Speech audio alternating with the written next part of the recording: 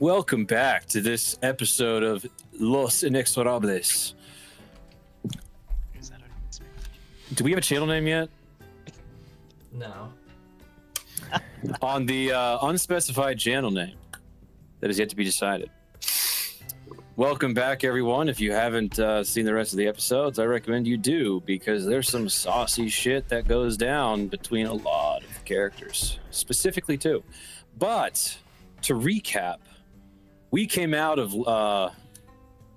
the beginning of last session trying to figure out what to do with Pax or Lamus. Because if anyone remembers from last episode, Pax fucking died.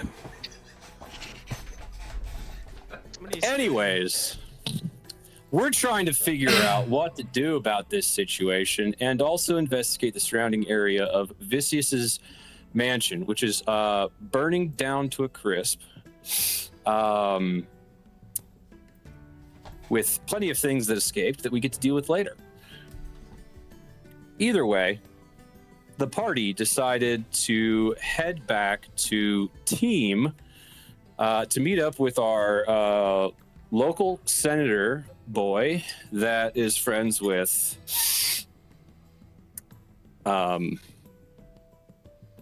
Lycus. Lycus Aranin, that's his name. Head back and speak with him, give him a recap, talk about what happened, kind of grow the alliance there a little bit, I think. And it was a pretty solemn time as the senators, some of the senators' troops, the Stone Side, right? Stone Sides? Yeah, the Stone Sides, the Sapphire Stone Sides. Yes. There we go. See? Wow, my memory is doing great. I'm doing this without notes. The Sapphire Stone Sides, yeah, I am. Some of them also, unfortunately, did perish. Meanwhile, Entrati, whose rescue mission was a success out of all of this, went back with the body of Pax to the Vox camps to stay close to him, and as soon as he is able with his energy, get back to the libraries in Revedan to see who can possibly resurrect our friend Pax. And that's where we pick up. I believe we had a long rest at a tavern, or was it right before? I can't remember. I think it was right after. We returned to the party as you guys have traveled back to Team from the Longwood Estate after burning it to the ground, leaving some of the Vox there to guard over the Ziggurat to make sure no one circles back to try and do something with it. You guys made your way to Team with the rest of the Sapphire Stone Sides, dropped off your guest character and his side pal of Tarak and Nelson. Had a short discussion with the Senator Lucar Savarium. After that discussion, he pointed you towards a nearby inn and said that your stay was going to be paid for and food was paid for. So you guys were able to get stuffed to the brim and drunk out your balls if you want. I did note that if you guys had any shopping or any items you wanted to pick up, that now would be the time to try and do it. There is time in Revedan as well. Dependent on how things go, there might be better opportunities for stuff in Revedan. However, I wanted to offer that up as an option if you guys are looking for something in particular. I know that Aiden had a long list of items. I have 6 items to give him names of so that he can look up and figure out what they do. I guess, are you considering just shopping items or stuff I looted? It's the stuff that was thrown into the bag of holding from Vicius's. I thought you were talking about stuff to buy, and I don't think I have anything I want to buy. No. I think there was only one person who even messaged me about something to buy, and I'm going to be honest, I forgot about that until like 2 seconds ago. I guess there is maybe something I want to buy, but not here in Team. Also, question, DM, did you get our new sheets imported into Foundry? Yes. You That can do that happened before yourself. the last session.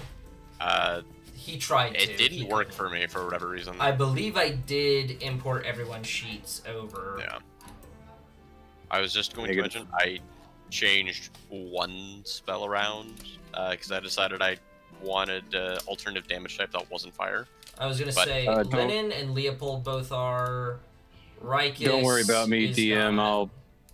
I can import my own. Yeah, I did Sakir and Wayne is not done, so I'll do Wayne real quick. I've got his character sheet pulled up. Should we buy more? While we're waiting, should we buy more potions? I Maybe? don't. How many do Well, we use? yes. Yes, I wonder gave up. if I feel like we should use the Watch recently this. got gains. Are going to think that Zach lives in a DV household. Possibly. Just every now and then, your roommate, very, very loud. And it's rather humorous. Because it's always something like, I'm gonna fucking kill you! I just like And the thing is, I have my gate set very high. Along with that, I also have my Blue Yeti mic set to only pick things up in the general vicinity, like pretty close to the mic's face. The mic is just off camera. Right there is the mic. So both It's of still in the those, camera now. both of those do not work with Ethan on the other side of that It's wall. still in camera. It's not simply loud. No, it's not. Dang it! I was hoping. I forgot you could see it on your end. I thought I was trying to You fool you. forgot that I can't. Okay. So, what are we wanting to start with? Does anybody have any shopping? I believe somebody messaged me after last session, but it was Nate. Nate. What did you want to pick up, Nate? I need incense. You need 'Cause incense. I'm pretty sure that's one of those things that you make me use. Yes, incense is a thing I do like you to use. It smells nice. And let's be honest, Wayne does not shower often. This is correct. So Only incense is a shower good thing in to the use. blood of the unjust. Yep, bathes in the blood of the unjust. So, is there a particular amount of golden incense you need for a spell? Or is it just you want some incense? I pick up 100 gold probably. How much? Like 500 gold. 500 gold of incense? That's a lot of Hey, incense. are you? I don't know That's how a lot much of fucking incense. space-wise that is. Do Okay. you even have? You don't even have a bag of holding to carry in, do you? No. Also- How much space are we talking? Like, I don't know Okay, how so expensive it is. incense, as a baseline, incense is, something that you burn, almost like a candle. Yeah. However, oftentimes is in pretty small stuff, like it's a perfume of sorts. So You ever seen the Catholic priests with that big Sure. ball on a chain smoking? Yeah, That's I know what incense incense coming out of it. is. Yeah, I so- don't know how expensive it is because they come So, in like the little for- The reason why I asked if there was a certain amount of gold is because, like, for a gold, you can probably get, like, a small vial of what would be incense for a singular gold piece. If you wanted some real high-end incense, since it quite literally is like a perfume of sorts, there are higher end where it's maybe like 20 gold for a bottle or something like that. But, like, 500 gold pieces of, like, a basic-ass incense would be gallons of incense. Also, Yeah. question: where are you getting to the money for this? Because I believe the money you looted is in the bag of holding, which is currently with Lennon. No, No, different bags. the money Different he bag. loo- He the money he looted- has his own money, dude. I didn't think he had a bag of holding. My bad. No, I don't- he doesn't. You're talking He about scooped it into priest a of normal bag. justice. Oh, My within backpack is normal bag. almost exclusively money. This is the priest of justice, okay? The fact that What's his Wayne justice isn't fire? reigns. the fact that Justice reigns in gold. the fact that Wayne isn't swole as fuck, having a backpack just completely filled with gold pieces at all times, is hilarious. So, DM Wayne, Adrenaline. with a little bit more insight into that, Wayne, how much incense would you like to purchase? 100 gold of the finest incense. 100 So gold of the I- finest incense. Okay, so you're able to purchase 5 4-ounce vials. of some very, very, very fine incense. Alright. DM, could I buy a holy symbol worth 5 gold? So I can Absolutely could.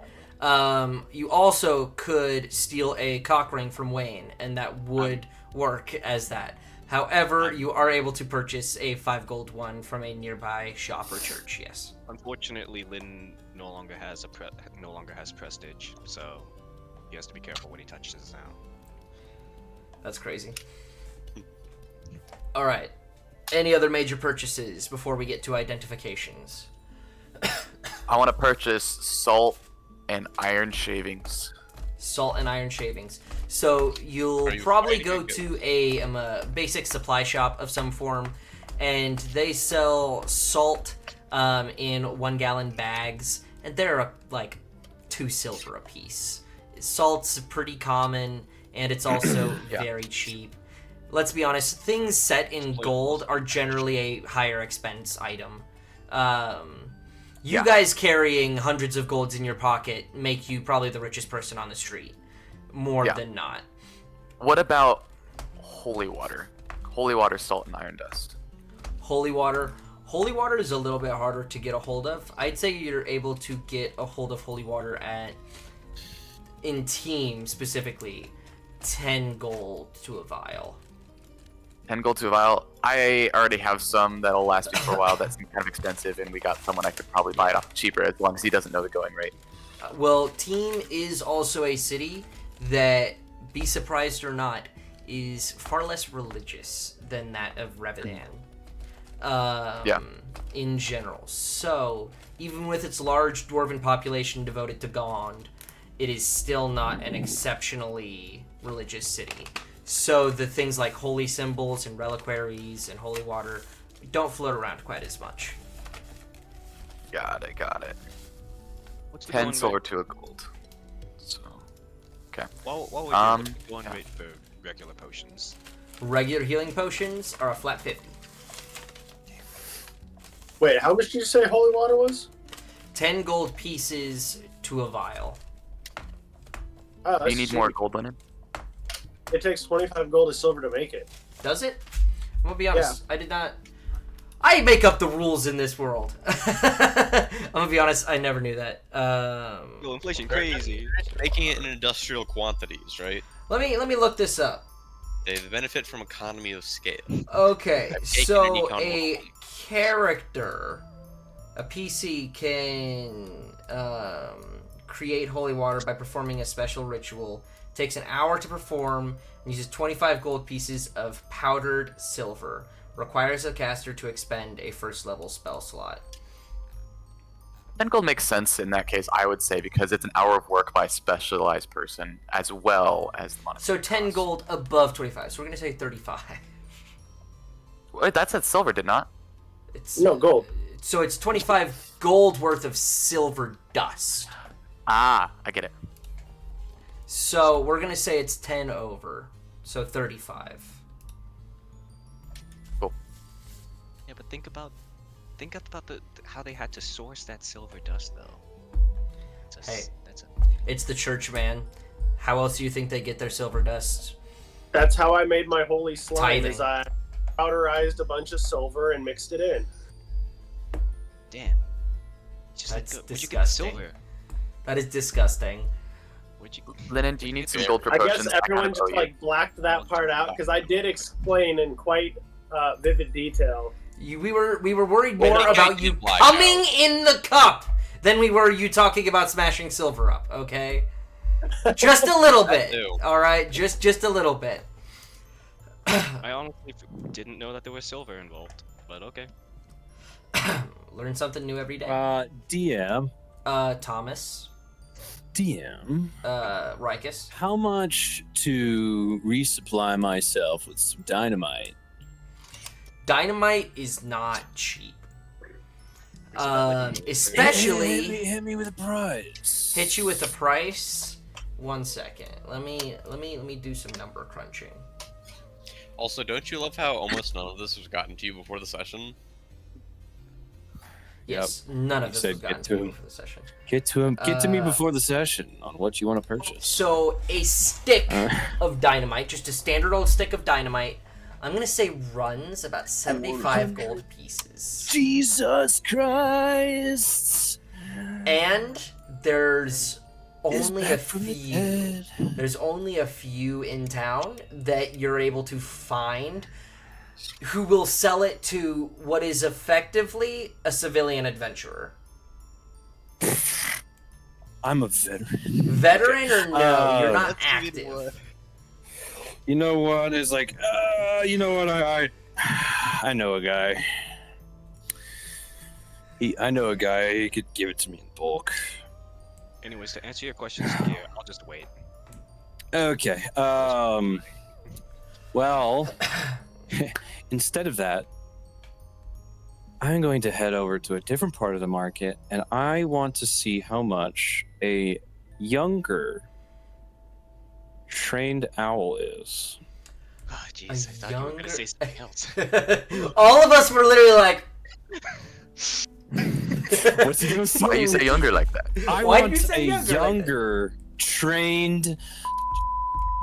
Okay. Ooh, can't say that, man. you can't say Yeah. that. That was Yeah. edited in post. Yeah, dude. Yeah. Jeez. I would Have really respect for prefer that it time. if it was trained in, and you know what? If they have a tight. I don't think they. So a younger trained owl, you are able to find what seems actually to be more like a caravan troop that's making their way through, that has a large cart with a whole bunch of little cages and such on its back. They are parked in an official location inside one of the large markets. For a younger trained owl, how young are we talking? And owls live a fairly long time. Hold on. Bro, looking up how long do owls live. Owls can be trained from a very young age, even as young as 4 weeks old. I'm not going to do that. It's going to be less than a year old. Like, we're talking, 4 to 6 months. yeah, probably around there. Okay. Because And 5 5. years is considered like the low end of an average lifespan for an owl. Yeah, it's probably going to be between 6 months to a year. Is there a particular color pattern you are looking for? Black. Answer swiftly or forever hold thine peace. Zach will decide if you don't answer quick enough. It will decide. Give me 5 fucking seconds. Okay, 5. it is Neon green. 4. black with a white offset under its. I already know it's a snowy owl. That's what it Alright, looks like. so a black with a white outset. A snowy owl? A snowy? Like, are you looking Well, for that's a... what they. It's Okay. well, not specifically a snowy owl, but it kind of looks like a snowy owl, Okay, which is I a real got it. owl in real life. I gotcha. Okay, so something that looks like a Yeah. snowy owl. So they do have about a 5-month-old owl that is somewhat well trained. Not perfectly so. You're gonna have to put a little work into it, but pretty well trained. Work. Named Yeah. Oswald. Oswald. Okay, Who? That's a pretty good name. that's pretty good. Better than baby. Fuck off. Imagining everyone's just like following the one person around. They just got like alcohol in their hand, just staggering, following them around. Thomas just goes up, Oswald, that's a good name. And Lennon's like, better than fucking baby! Lyndon doesn't drink much, so he's not even drunk. Yeah, I know. He's just saying the sober. I don't know what's worse. Anyways, Alright, so as you were saying, you pick up Oswald. Oswald is surprisingly affectionate. He likes to curl up into one's neck. His talons are very sharp.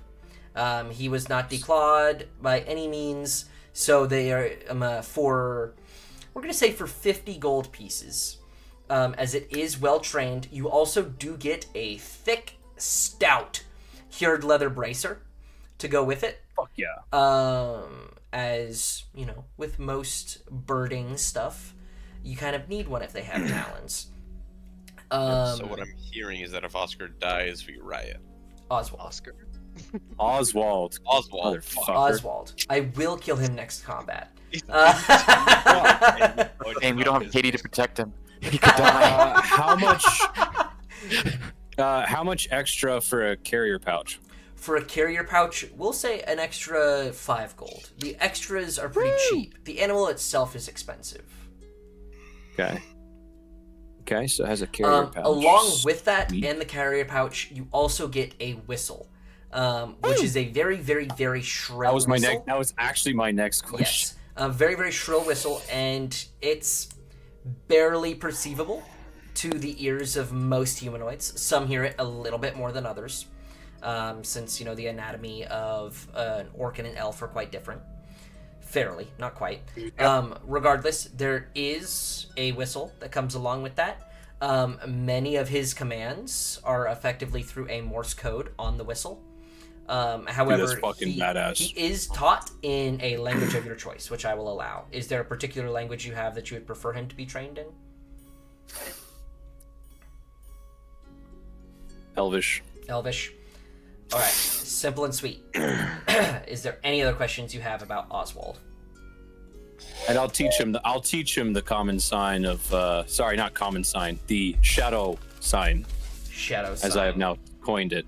Shadowfell sign. So I will teach him Shadowfell sign. I can't Shadow believe sign. he's not buying Oswald. My shadow includes Are you buying with owl food, Thomas?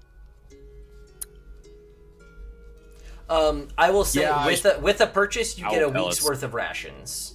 With the purchase you get a week's worth of rations for Oswald. little food pellets. All right, that's cool. However, if you're out on the road, I mean, he's already a fairly large owl. He can generally hunt himself. You just kind of do run the risk of a larger predator of air possibly catching him. So just something to be careful about. Yeah, that's fine. So 55. 55 gold pieces. Yep. Fuck yes. I'm gonna take this owl. And with the spells I prepared during my long rest, I'm gonna cast Beast Bond. Okay, Beast Bond. Bitch. You said Beast Bond? I thought like Animorphers. Is that what What's it's your called? name? I Bond. think it's just Animorphs. Beast. Animorphs, just like.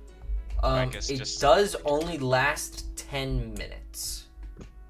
Well, unless I want to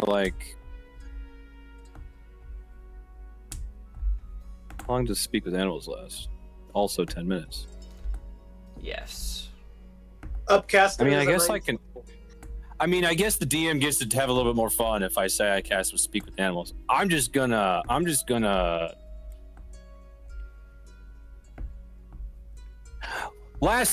This morning when I prepared my spells, I prepared Speak with Animals, Okay. I will allow and I this. cast that. You are Fuck going yeah. to cast Speak with Animals. Okay. You cast Speak with Animals. What do you say? Well, Oswald, it is nice to make your acquaintance. It's good to make your I acquaintance say too. in Elvish. Oh fuck yeah! It speaks all proper. Oh, I'm gonna fucking love this. I'm told you are well trained. The best? I wouldn't expect any worse. The best of my litter. I killed 3 of them when I was born.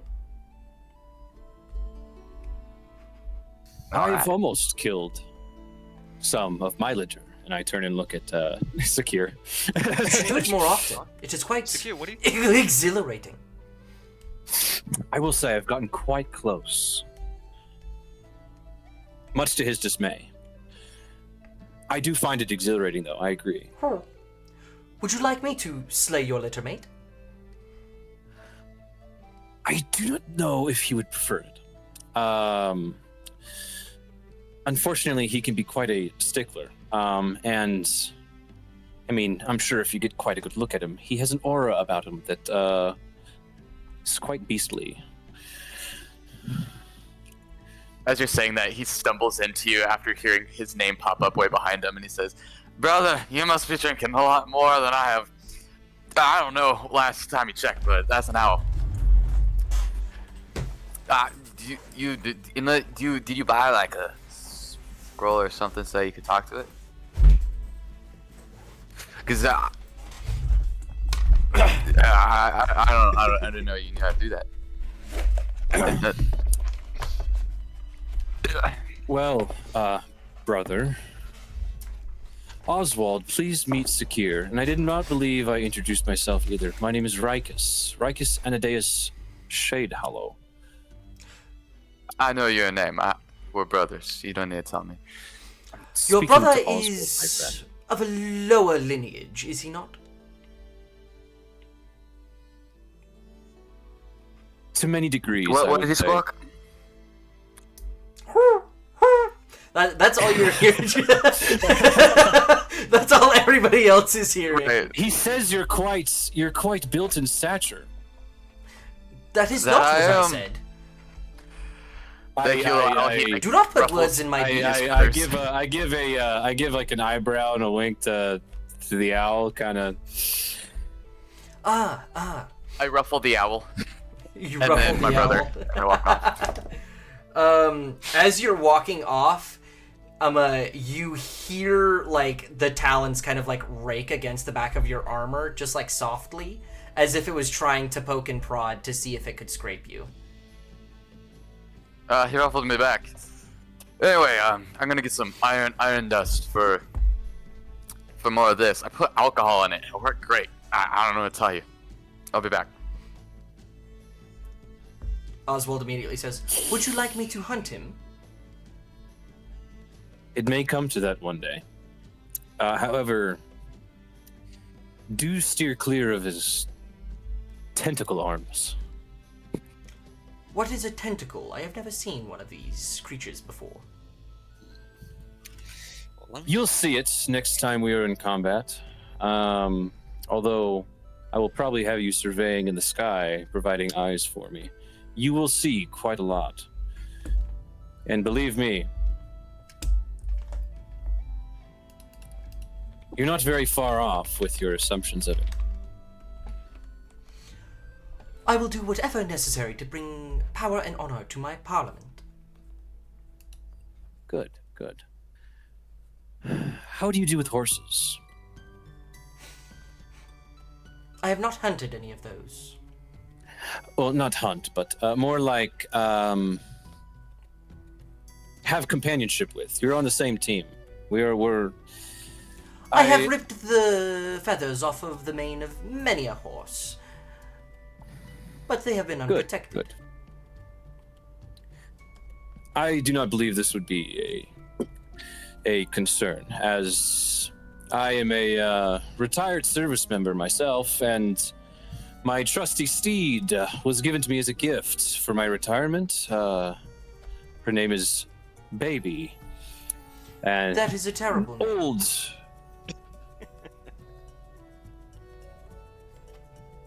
It holds a place of endearment. I have served quite a long time alongside Baby, but she is old and stout and still has quite a lot of life left in her, but she does wear some thick leathers, so you are free to perch wherever you want on her, but you will meet her when we head back to the city of Revedan. All right. In the meantime, I know you are very well trained, but are you familiar with the maps of the southern continent? No. Would you like to look at a map? My eyes are not great up close. Ah, yes. I didn't know. Then I'm gonna take out one of my slightly larger copies of a map, and I was like, if I hold it kind of out here with him up on my shoulder, can you see that?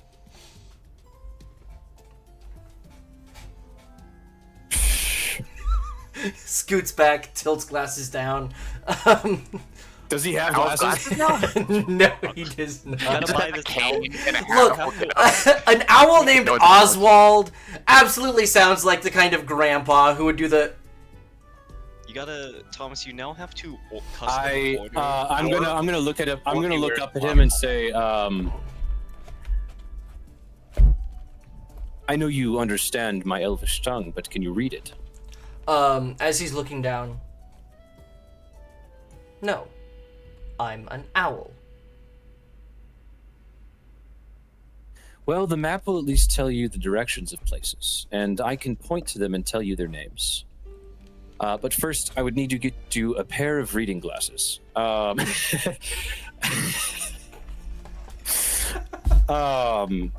Comply with Leopold. What do you think they're talking about? Okay, I'm probably we're gonna still go ahead at and the end this tavern conversation identifying here, stuff. just because this does not need The to longest continue. conversation of the campaign is between an owl and Rikus. Honestly, We will not find a pair because it probably needs to be custom made. So I'll wait till Revadan to go find a pair of Yes. those. there has been more character bonding between Rikus and this owl than Rikus and Zakir. And, Yeah. you're good. Leopold, the man who just turned As it off should his be. camera. Wonderful timing, yes, I know. Yes, wonderful timing. Would you like to get into this list, or do you have some shopping you would like to do first? I am now back, and you have no worries of seeing my naked roommate. I would have loved to see your naked roommate. Continue. Please. So what were And you you tell him saying? that. Sorry. And you tell him that. Do you have any shopping lists, or would you like to Uh, get into this? My shopping list is the identify list. Okay, so as everyone has kind of gathered all their things, and Leopold makes it back to the tavern and just sits in a corner, pulls out some shit, and starts identifying things out of his bag. First of all, we are going to start with the largest of the items, which is the Blood Spike Great Axe.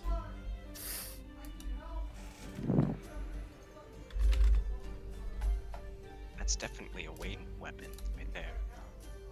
Mm-hmm.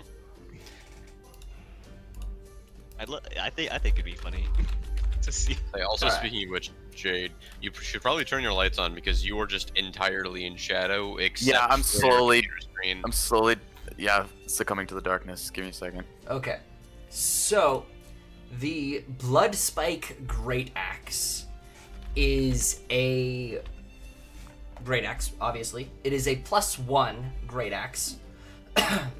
And when you make a successful strike, you also deal an extra 1d6 necrotic damage. And it has a special feature. Once per day, on a successful attack, the feature Sanguine Draw can be used. And it's a once per day DC 17 Constitution saving throw. On a failed save, the enemy will take 4d8 necrotic damage, and you will heal twice the damage dealt. However, the weapon is hungry for your essence as well. This is part of its cursed feature.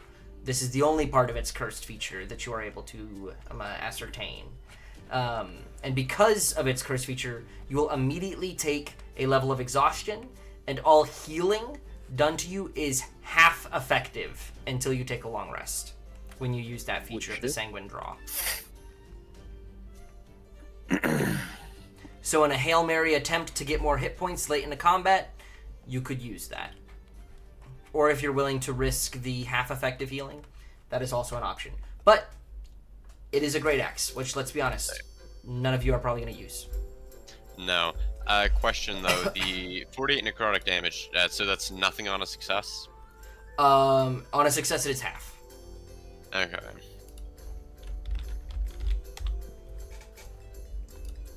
And you said that there was more stuff to the curse, and it was just a level of exhaustion and half healing that I knew right now. Yes, that is all you know of the curse as of now. Okay. But that is part of one of the features. And you can ascertain probably that it's hungry for blood and power. So, off of its features on the Sanguine Draw, probably not going to be the nicest to your own health pool if it's not fed. Yeah. The second item, the second weapon we're gonna do is the Dwarven Thrower, which should be made and findable. It is a pretty simple lineup. Let me pull it up real quick. Dwarven thrower. Sorry, not a Dwarven Thrower. I am sorry. I am stupid. That is a Barely. whole other thing. It is a Dwarven Arc Thrower. There's just Dwarven a slight Arc difference Thrower? between the two. I Barely will know mute you. where- The Dwarven Arc Thrower is a heavy crossbow that, through multiple leather straps, is strapped to one's arm, leaving their palm open if they want. Along with that, it fires electrically charged bolts that pin into armor and electrocute creatures in said armor. When the Arc Thrower hits a target wearing metal armor, all attacks against that creature have advantage until the beginning of that creature's next turn. Along with that, it is a +1 heavy crossbow that deals an extra 2d6 lightning damage on every attack.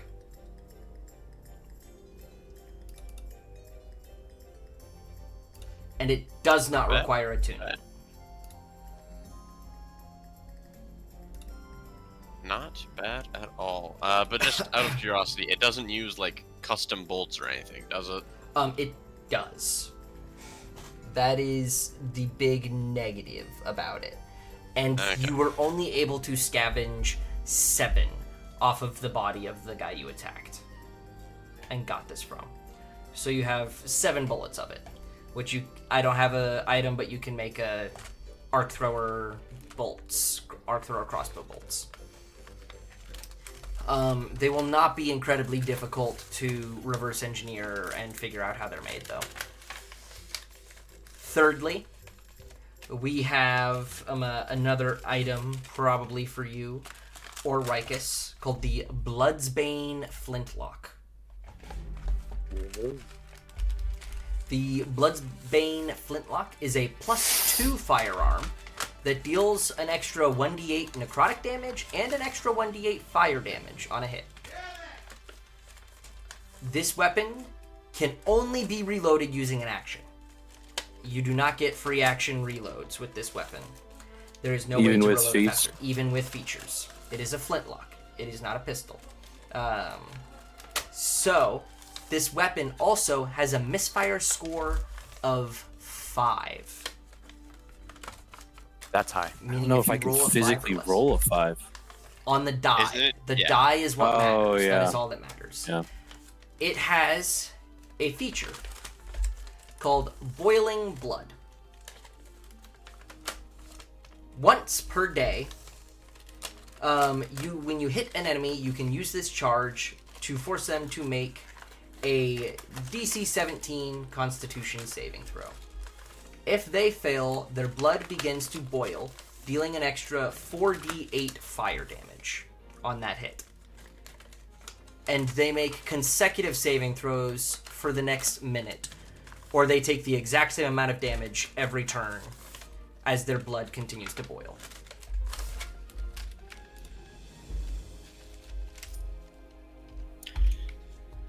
Not bad. I'll say I'll probably want to double check the misfire rules again, but not bad.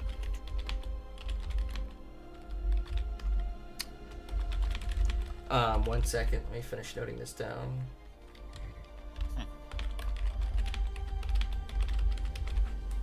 Okay. Secure, did you decide if you were going to attune to that knife or not? You give it back, and I assume we haven't taken a rest yet, so I haven't been able to attune to it. No, you have not. Have we? So Taking a rest soon. after a rest, yes. Yes. Okay. Next up, we have 3 Bloodwell Vials, which are a sorcerer specific item, which give a +1 to their spell save DCs and +1 to their attack rolls.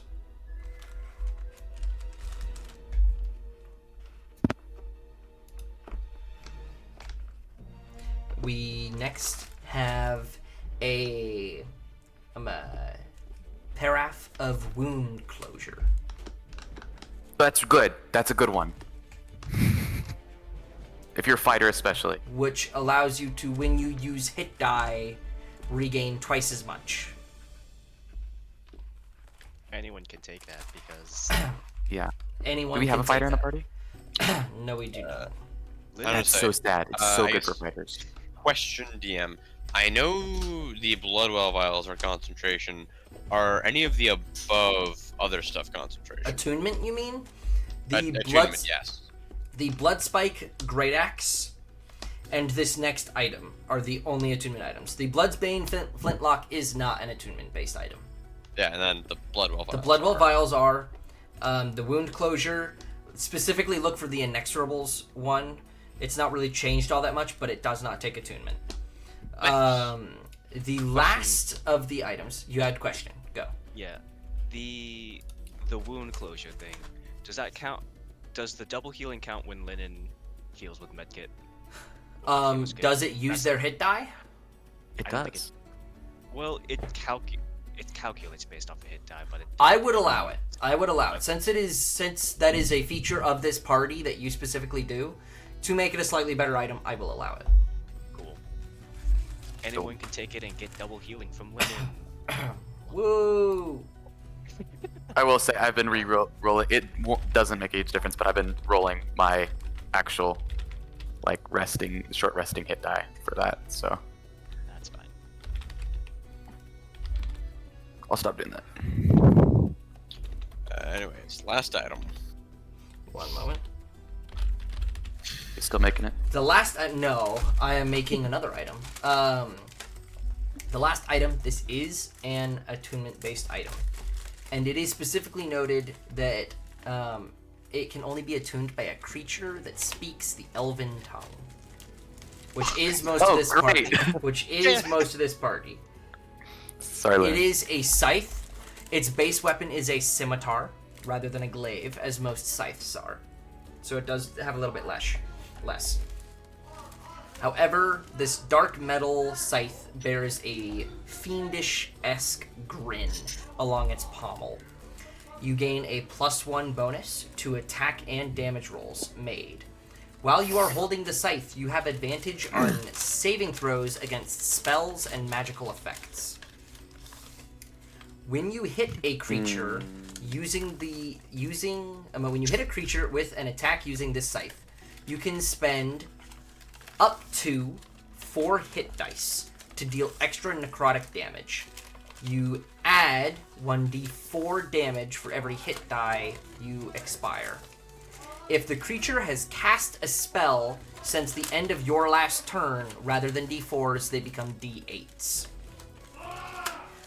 And that creature loses a total number of spell slot levels equivalent to the number of hit dice you spend. So if you spend 4 hit dice, they lose 4 levels of spell slots. A fourth, 4 ones. That same sounds so difference. good. It has a little bit more. Fuck. It is alternatively, while you are holding the scythe, you can use an action to spend 3 hit dice to create a magical barrier around yourself. While it exists, you cannot be affected or detected by spells of 2nd level or lower, unless you choose to be. And while this is active, friendly creatures within 5 feet of you also gain the benefit that they have the bonus on saves against spells and magical effects equivalent to your proficiency modifier. This barrier lasts as long as you concentrate on it, just as you would a spell. So it's con saving Like throws. concentrate. It's con checks every time you get hit. That is the very rare item of this bunch. Everything else is rare or less. I don't believe you actually gave us a name for that though. Soul searing size? That is the Arcane Step Reaper. Eater. Okay. Arcane. Huh. Never mind. The Reaper. Eater. Okay. So I suppose the question becomes, how do we divvy up this loot? just a brief overview again. What are like the, you know, just post. Can you in the Inexorables chat Okay, just I'll like give you type the names of all the weapons? Give you the TLDR. We got a cursed great axe. None of us are probably going to use. We got the big ass electric dwarven crossbow. We got the flintlock. We got the 3 bloodwell vials. We got the paraff of wound closure, and we got the grim reaper scythe. I will also note, Grim Reaper Scythe is also a cursed item. You cannot determine the curse. Sweet. Cool. Hey, I would say, like, hold on. Remind me, Sakir. You're a dex-based character, right? Not a strength-based character. I am a dex-based character, correct? So obviously, none of us are going to be using this great axe. But I would find it very funny if you were just attuned to every cursed item we found. Wait, so Sakir, That'd be sick. if you want, Yep. so I assume you want the scythe, right? Or at least the. We should obviously I give want the scythe to but at the same time- the monk. It wouldn't be improving things, it would just be replacing things. I am a fisticuffs kind of person, so I'd have to change things around for it. I mean, which I don't okay, mind. I If guess we even if- really want to take that, which I am, then Even if you don't use it for attacking, you can still use it for the passive benefit of advantage on saving throws against spells and magical effects, and for the ability to create the shield. It yeah. has to be holding it, And hey, I can and it's for a the, two-handed weapon. It is a scimitar. It is one-handed. What? Oh, As I said at the scimitar. beginning, it is considered I a thought you said scythe. Scythe. It is a scythe, but its Also, base weapon is a scimitar, not So that I of a believe glaive. Scythes are one-handed weapons in D&D as well. So Scythes D&D involved. D&D shit. does not have scythe as a weapon you can take. I think it does. Pretty sure they can. do. They're just like hand scythes. Or it might be sickles. They're That's sickles. what it is. They also have Maybe it yalquas, which are kind of air quotes similar to a scythe. Not Awesome. really. They're more like a spear. They're more like a. It's more like a But straight blade. every scythe is a glaive as their base weapon. There are no scythe that is a 1d8, 5-foot range, whatever. They're considered a glaive. This is a very, very short scythe. So I Short use scythe. the Short scythe. scimitar. I use the scimitar as its base weapon modifier. No. Still, though, I Shit, feel man, like I could also use the scimitar. Lynn I mean- can't use any of this. I'll say Yeah, I'm not a if someone close finds a range use for it, they should character. take it. it would be a nice backup, question mark. Yeah, if someone else wants to take it, go ahead. I feel like you guys think it would be super good for me. I think it'd be It is okay also- at best. Wait, so first off, Yeah. we're all in agreement. Wayne gets the files, right? Well, yeah, none of us can use them besides Will Wayne. Wayne even use them? He is full on attunement slots, so that is up to Leopold, him. do you want I was the gonna say- flintlock? I'm assuming you'll just swap out your cigar for it, since it's just a slightly upgraded version of your cigar. Except for I ignore cover with my cigar, and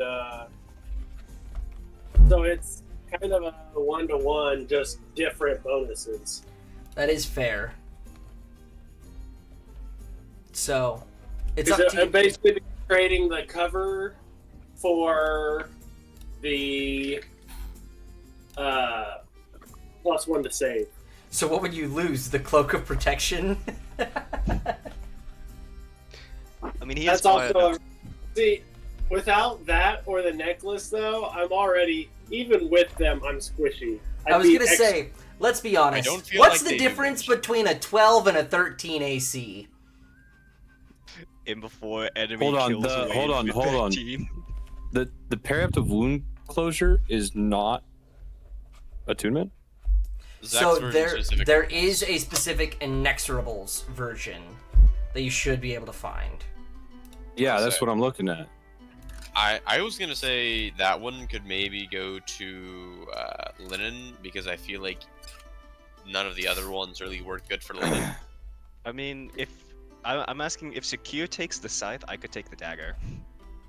Yeah, the And it's- paraff of God, wound closure. Secure deserves the Inexorables. dagger. Okay, he's like the one going full head-on blood hunter. He should take the blood dagger.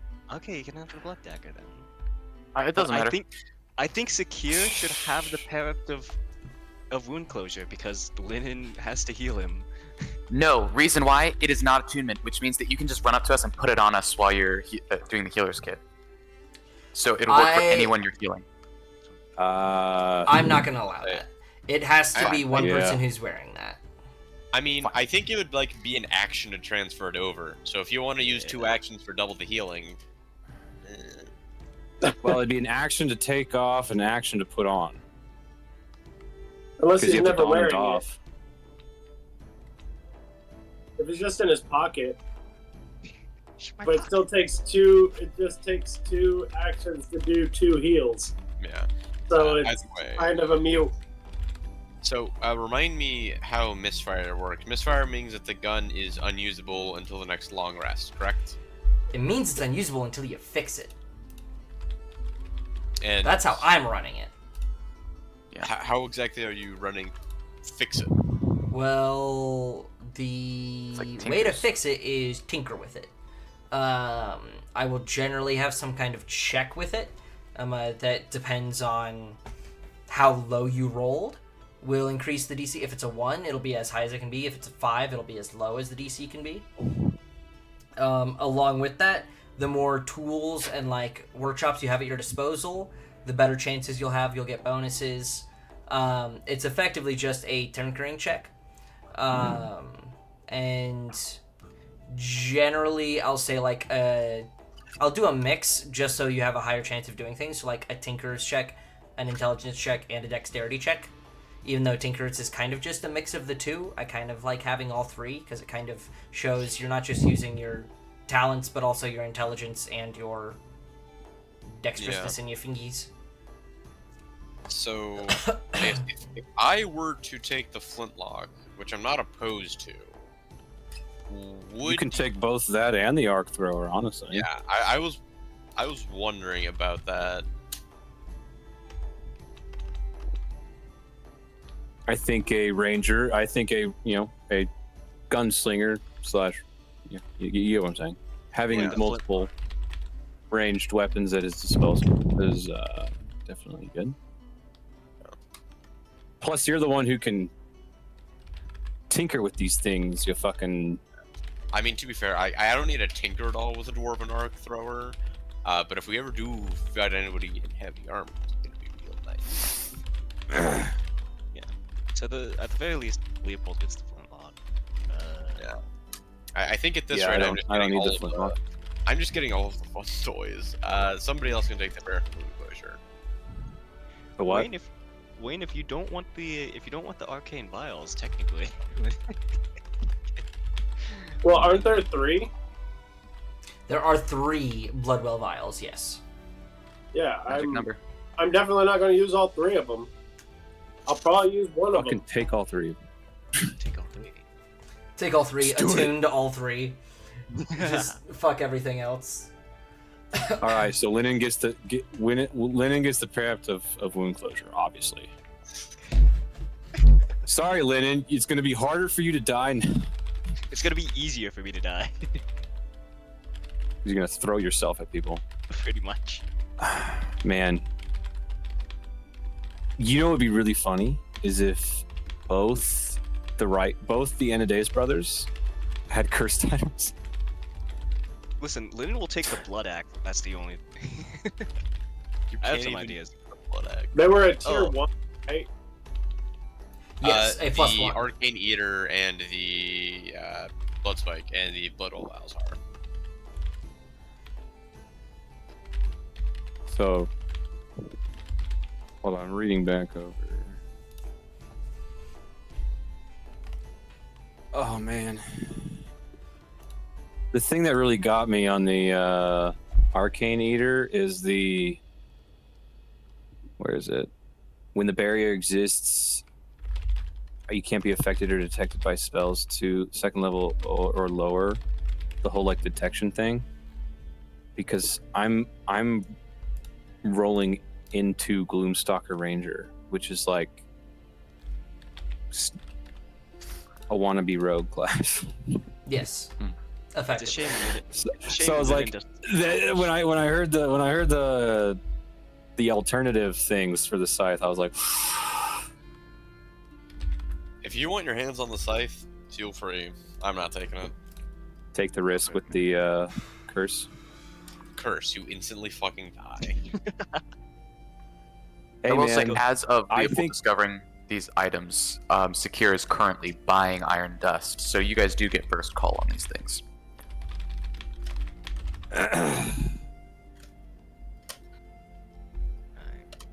Oh shit! What are we giving? Yeah, what does Secure want?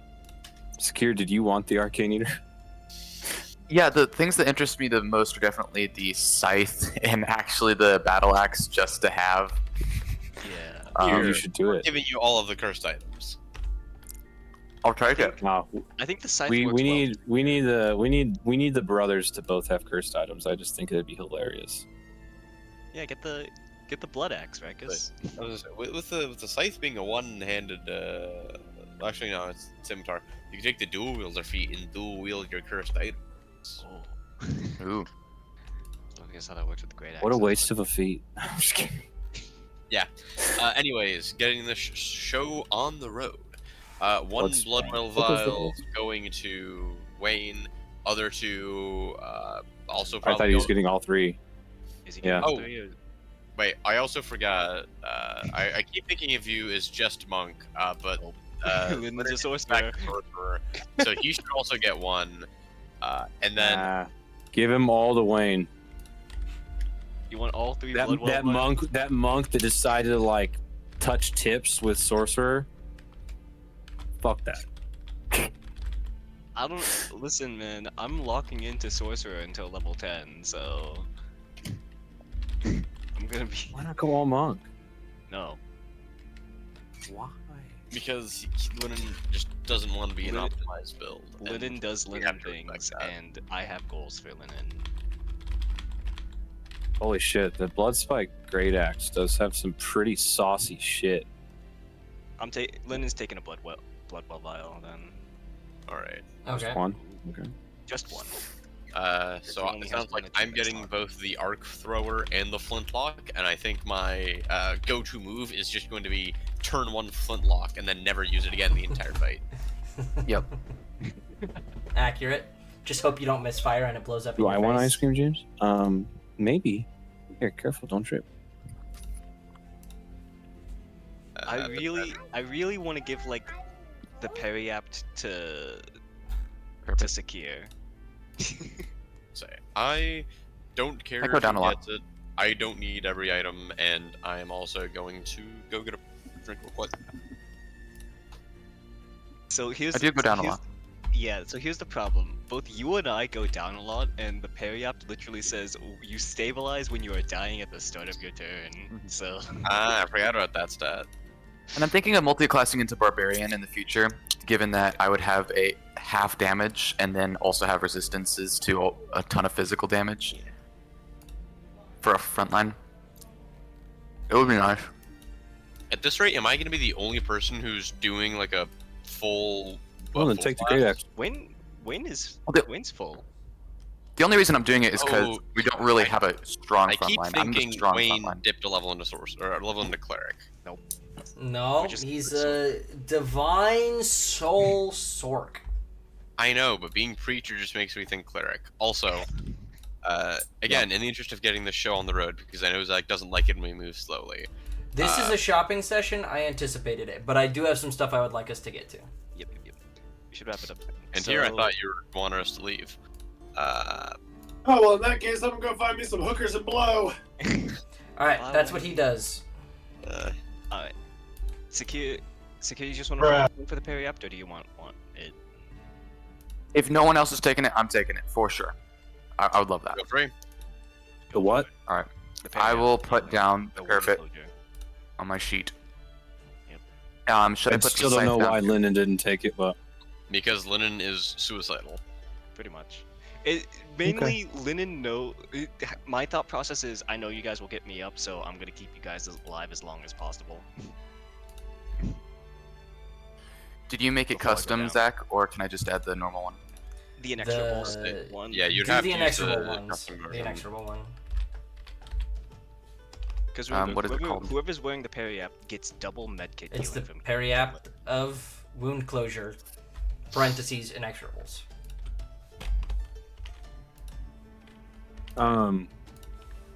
is everyone I think all that's okay left with the is- arcane eater? cursing me, I'm willing to take the downfall. Secure's already got 2 cursed items. You're falling behind. He does? Yeah, he's Well, got I assume he's taking the axe. yeah, he's got the axe and he's got the knife. Oh, the axe is also cursed? Yes. Oh, this is perfect. You know what? I think the two Shadar Kai being from the Shadowfell just have like no degree of like No pain, no gain. Bro. danger surrounding curses because they're already blood cursed. So they're like, what can be worse than a blood curse? Yeah, that is what we do. We literally harm ourselves to do good. Like it's in you our can't blood. handle a couple cursed items. It's just TB. So somebody explain to me how Bloodwell Vial works. I see it has charges, so it's a one-use item, yeah? Or no, it's No. Uh, The Bloodwell Vial should just be baseline. I get a bonus to my abilities. and then I remember they all have like one extra. So ability. when There's, you roll hit sorcery. dice, you can recover hit points while you are carrying the vial. You regain 5 sorcery points. So whenever you that's use charge. hit dice to record, yeah, you recharge sorcery points. Mm. That is the one charge. Okay, thank you. I will equip that then. I will Bloodwell that vial. Dude, we need She's to one find. over my- I need to make something to points. give Wayne some AC at some point, dude. It's bad. That's I'm fine. right, I'll just take No, no. I What you barely gotta ever do? get touched. I can't not get touched if they want to, but I barely Yeah. ever No. get No, what you gotta do is you gotta somehow give Wayne Thaco.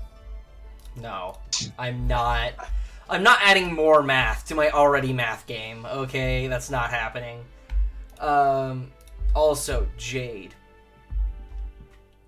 Yep. I'm gonna ask: is there anything else someone wants to do this evening? Any conversations you wish to have before we take a long rest and then go down to the Vox camp? No, the conversation Leo plans on having is later. Okay. So, since no one has spoken, long rest. Are you wishing to try to attune to the dagger?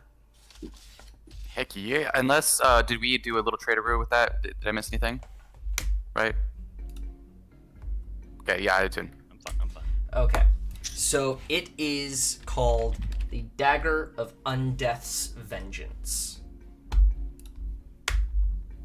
Okay, I can look that up. Dagger. You can look that up.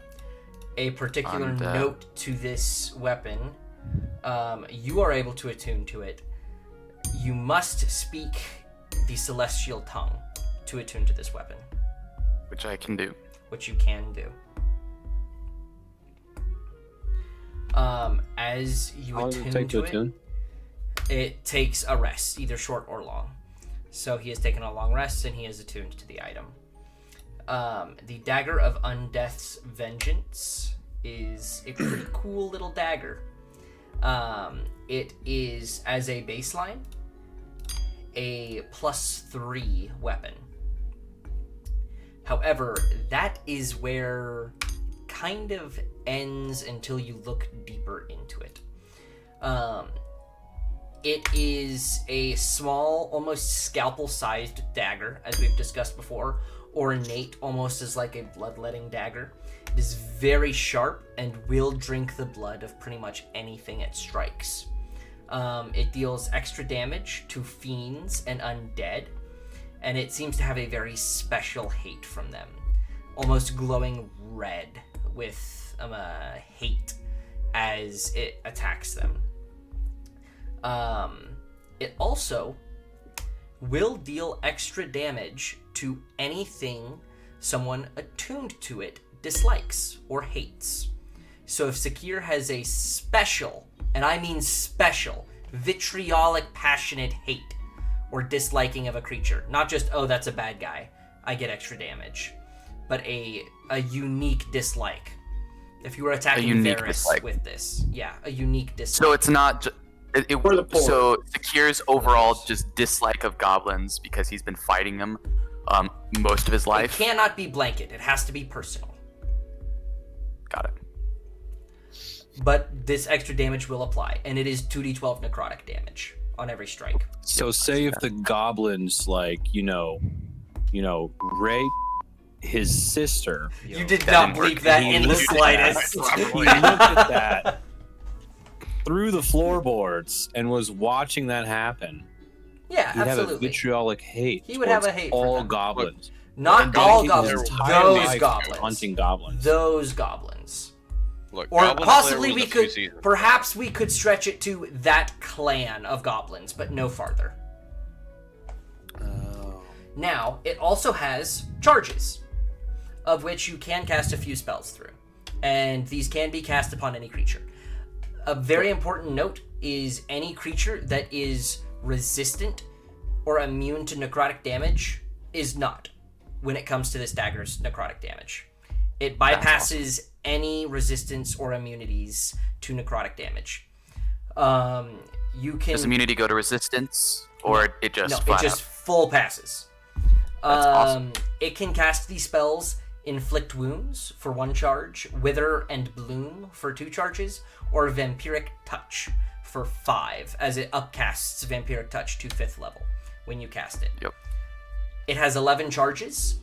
It only resets charges when it gets the finishing blow on a fiend or undead. So it is not a long rest thing.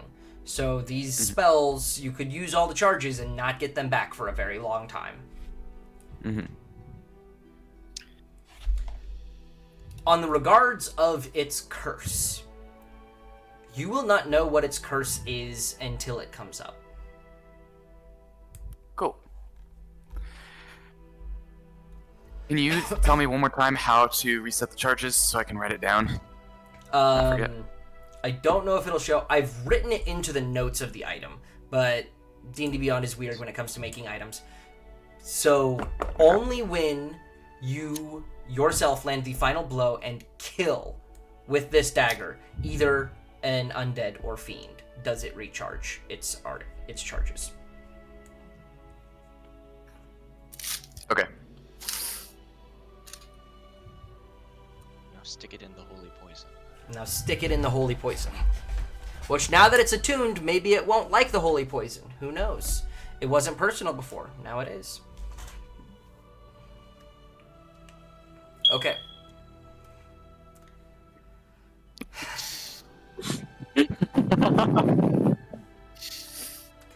That hurts my soul. Messing with the soundboard. Unless there is anything else, we are going to go ahead and take our long rest. Everybody go ahead and take your long rest if you haven't already. And we are going to descend down towards the Vox camp. I can tell Thomas wants to say something after he's finished chewing. Stop. Anyways, DM, Yes. I know you're gonna love this because it's been such a hindrance to you. Obviously, for this arcane eater weapon, I have to drop one of my attunements, which would more than likely be the Revolver of Warning +1. Since I am not attuned to it, would that basically just drop the the Revolver of Warning aspect and just be your standard It is just a +1? +1 weapon. Cool. Obviously, it's still a Revolver of Warning. I just won't be attuned to it, so Say, what that else is are what you I'm doing. attuned to? What?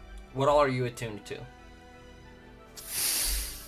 Stone of Good Luck, which he is not going to unattune from. Enhanced Cloak of Protection, and now the Arcane Eater. All right.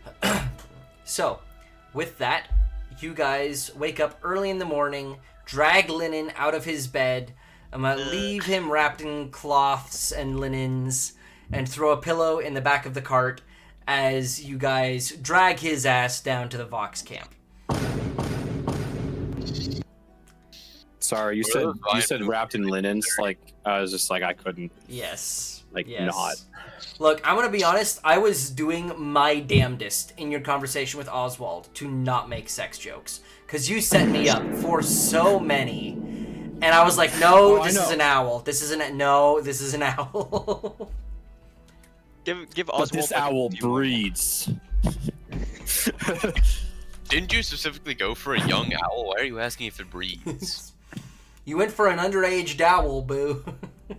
But not It's too somewhere small. between 6 months to a year. It's an adolescent owl. I mean, It's a 5-month-old owl. Here. Yeah.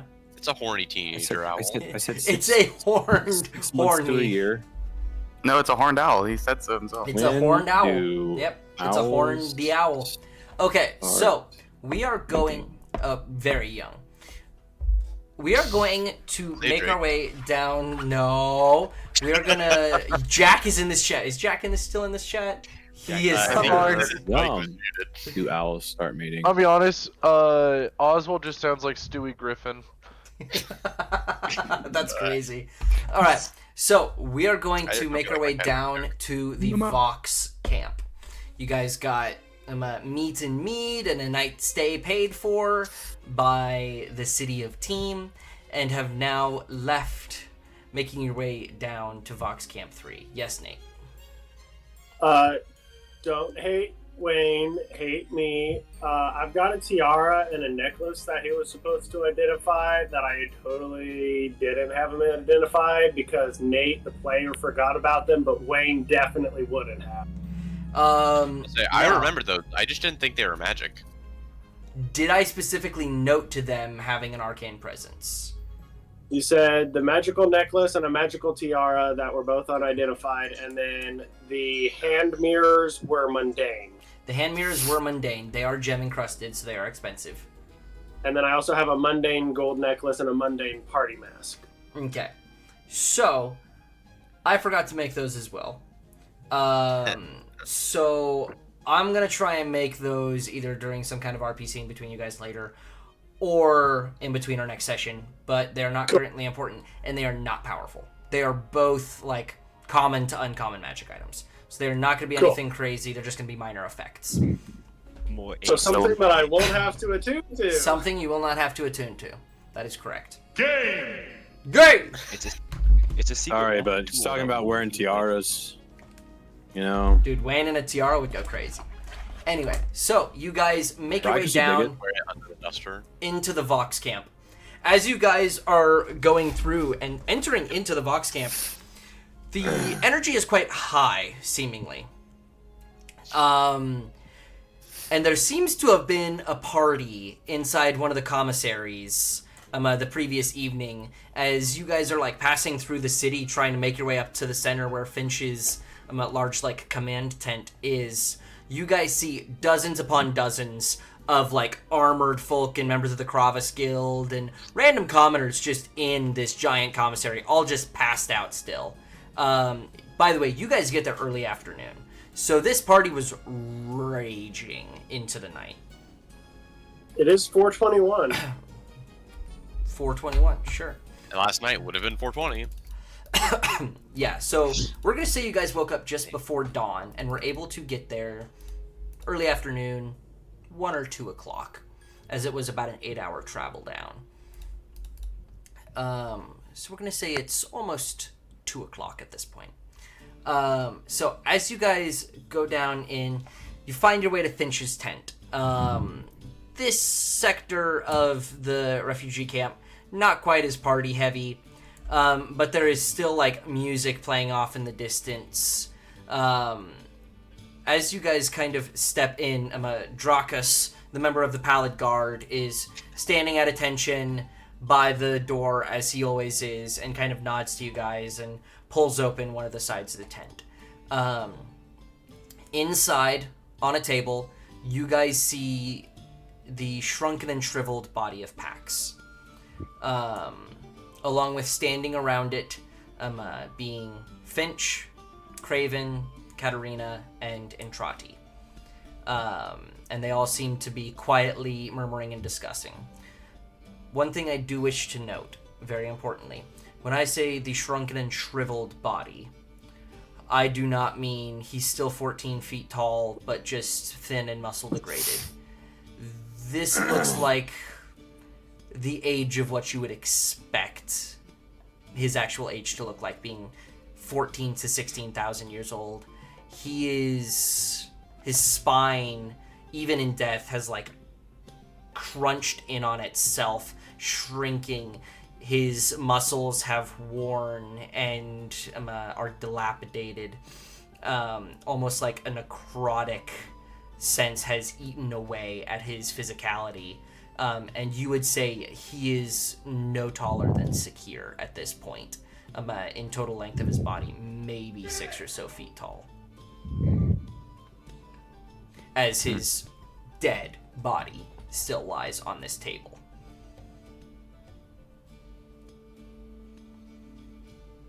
We need some more solemn music, DM. We do need some more solemn music.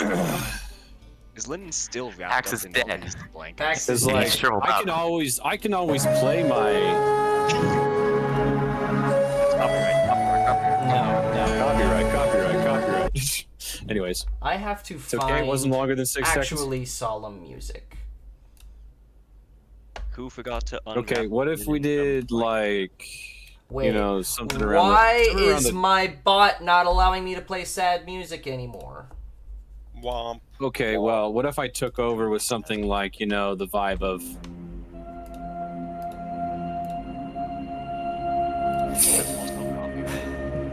We're gonna go with this. All right, turn it off.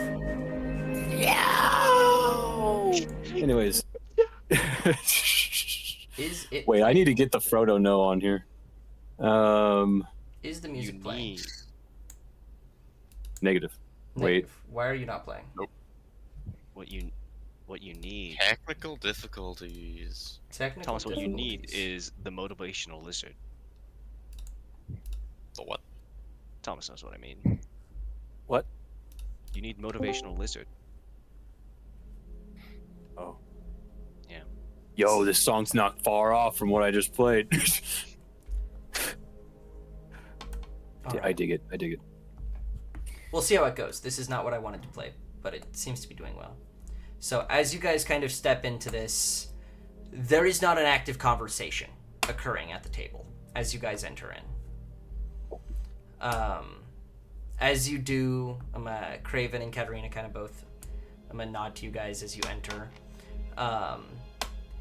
And Entrati kind of takes a seat, also just looking completely worn down.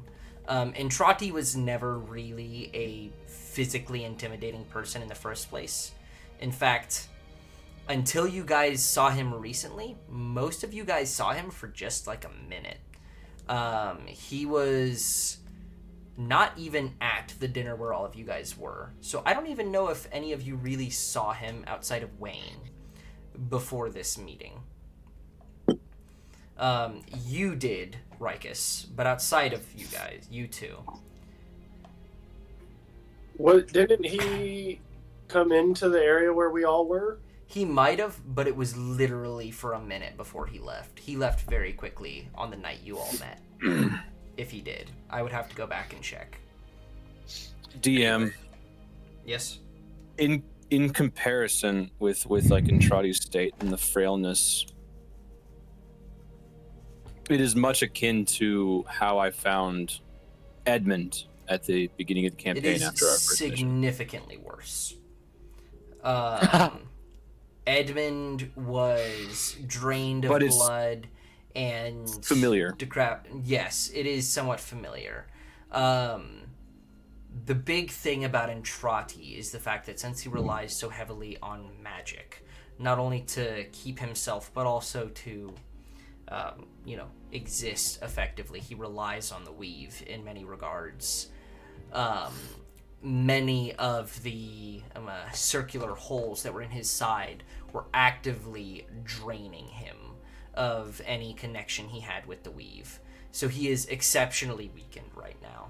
Him using any kind of spell to teleport you back will occur at great distress and possibly pain to him. Even though he is more than willing to do it, it will not be comfortable.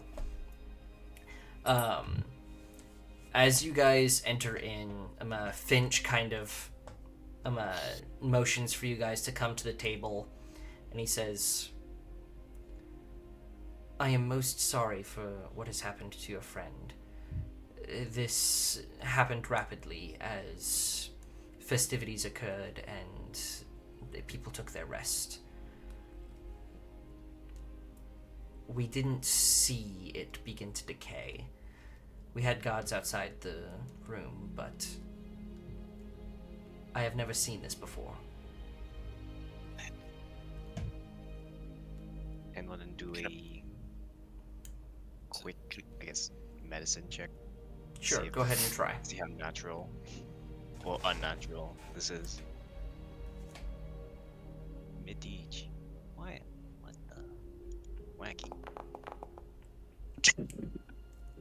Rolling good today, Linen.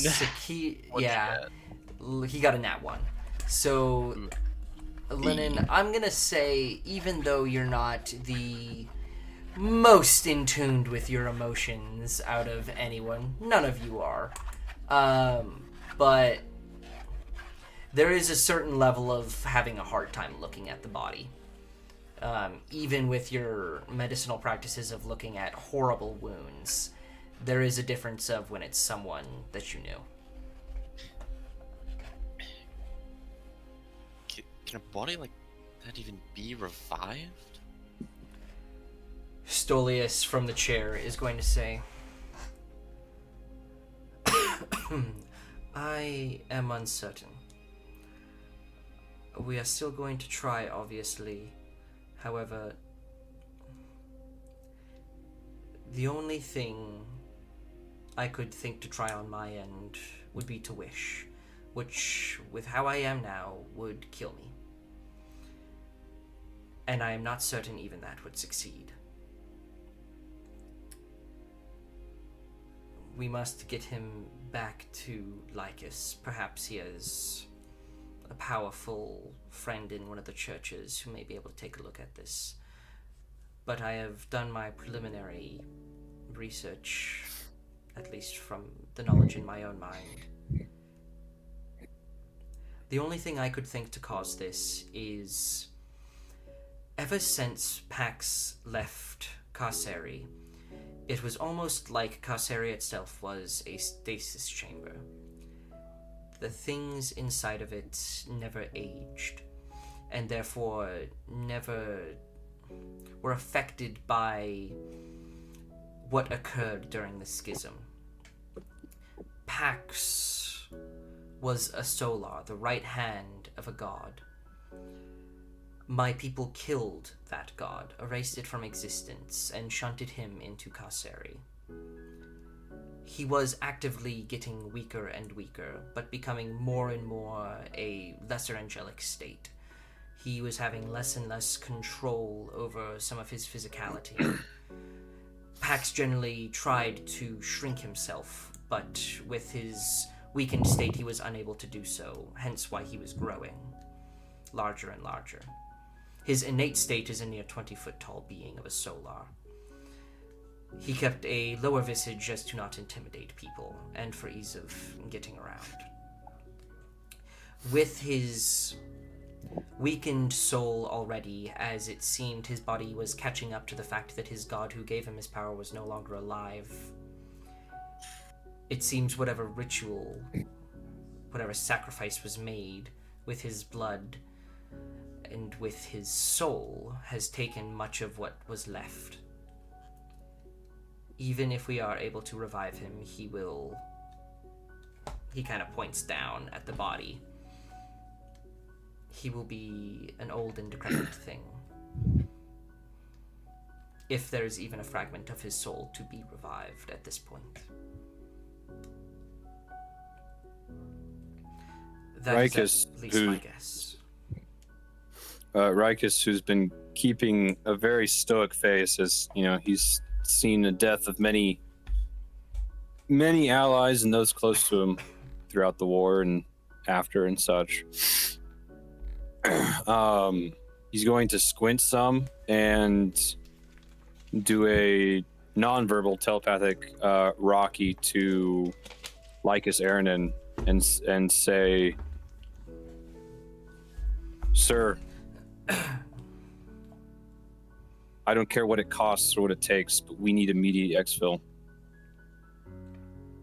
We are currently at the Vox camp. You need to see the state of Pax. And you say this completely telepathically. Yeah, I just kind of squint and kind of grit my teeth. And after I send the message, I'll just let out a slight sigh, but as I continue looking stoically upon the body. You do not get an immediate response. It is going to be a few minutes before you get a response. As you are kind of waiting for that response, Finch kind of looks up and says, I am under the understanding that you are wishing to depart soon, if not immediately, as that is Entrati's wishes. I hate to do this here, but there is final things that need to be discussed. The Vox thanks you for what you've done. You solved an issue that we did not know we had. The original intent of our discussions with the Inexorables was for the Inexorables' help in a few things, provide members of the Kravis Guild to take care of the south and eastern region of the Galadrian Empire in these umbral matters. We wish for this to be the case in the future, but as of now, we need to lock things down here at home. We wish for Lycus or another representative to return in a few weeks or a month, and we will help support the Inexorables in whatever way we can. I will be sending Craven with you to Revedan to discuss with members there and possibly be able to make a small force here in the Vox camp, dependent upon how serious the issues are here out in the east or the southeast.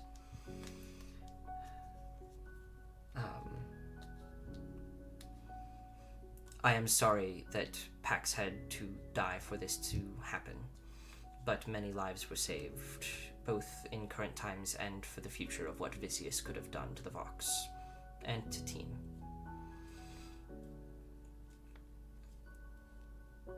We sincerely thank you and intend on sending a gift of our gratitude to Revedan here in the near future when our blacksmiths return.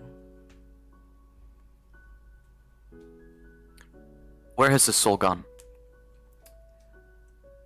Entrati, His god is dead. Entrati, kind of looking back, says, that's the thing, Sakia. It's not that his soul is away somewhere, it's that it was consumed. Or at least the vast majority of it.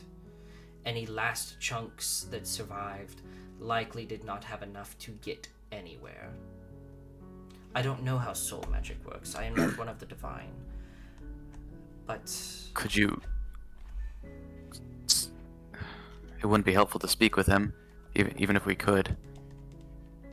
There's spells that can speak with the dead, yes? yes, that does not necessarily return the soul to its body for a time. That merely taps into whatever mental functions are still there. Even though the brain has rotted away, the body itself holds the memories of its past. So therefore it would not know where the soul of its body has gone. I would assume not.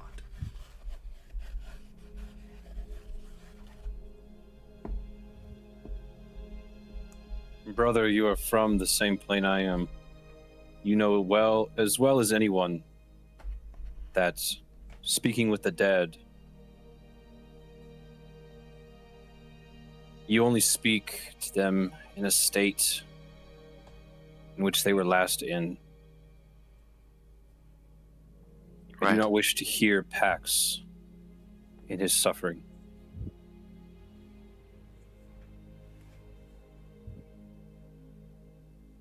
I thought it might be worth it if we could glean anything, but we should not disturb what has been laid to rest. I'm not going to give up on him for a few days.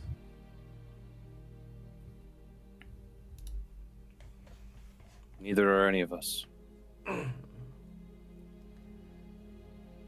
As you guys say that, Finch is gonna say, I will certainly be looking into things myself. There are older magics from his time that are being rediscovered now with the Titan's return. There is a possibility the Vox will be able to, as best as I can say, call in a favor. I doubt anything will come from it, but we will at least try. The Titans, yes. They don't like the gods, do they? He kind of chuckles for a second. They're not big fans of just about anything of greater powers. Even themselves. I don't know. Perhaps you can get more information about if any magic has escaped those lands. And who has it. Because, yes, we can't go to the Titans themselves.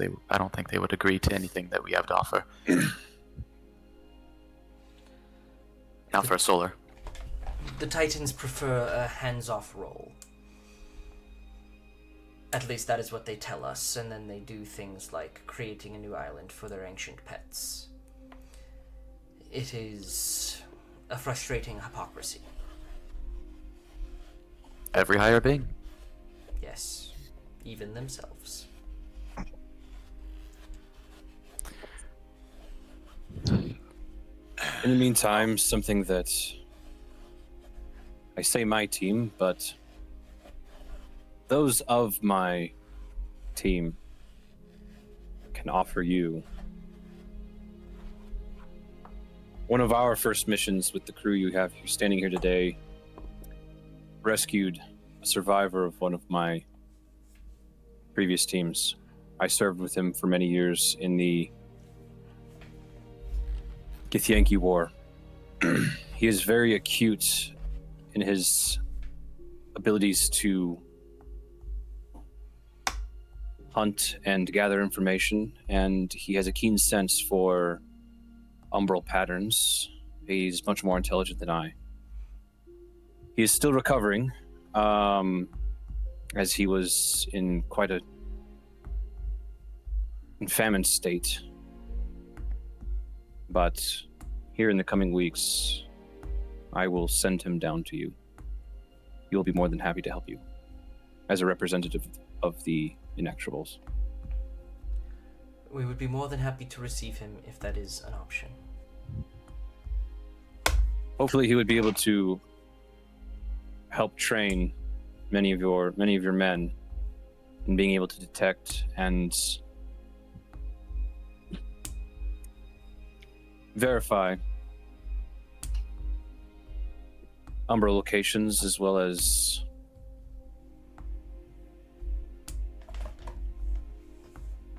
any dangers that may approach from that godless realm. He kind of nods. And Entrati kind of stands up. We should get going.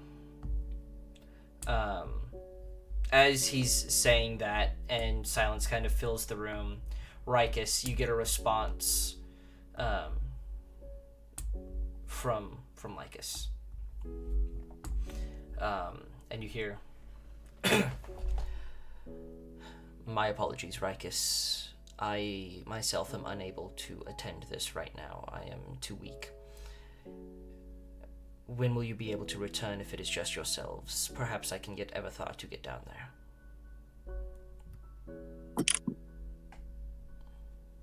We are on borrowed time, Lycus. That does Pax not answer is the dead. question. I know of Pax's death. Entrati sent me a message at great cost to himself last evening. We have our own issues here in Revedan. When will you be able to get back yourselves, or do I need to contact Evethar? So, just that conversation is happening mentally, correct? This is happening mentally. Yes. Yes. By horseback, even at great cost to our steeds. Entrati said he We're still would looking try at to 4 to 5 teleport days. you. Do you wish to lose Entrati as well, sir? He is in no state. No, I do not. He seemed confident enough. I have not In my seen line of him, work, though. sir, confidence kills. And has killed quite many. Give me a moment. And he kind of disconnects from this mental conversation for a moment. I'm gonna look at Entrati and just do this. Just hold up a finger, like wait one moment, and I'm gonna point at my ear, saying I'm on comms. Okay. You're left on hold for a few minutes.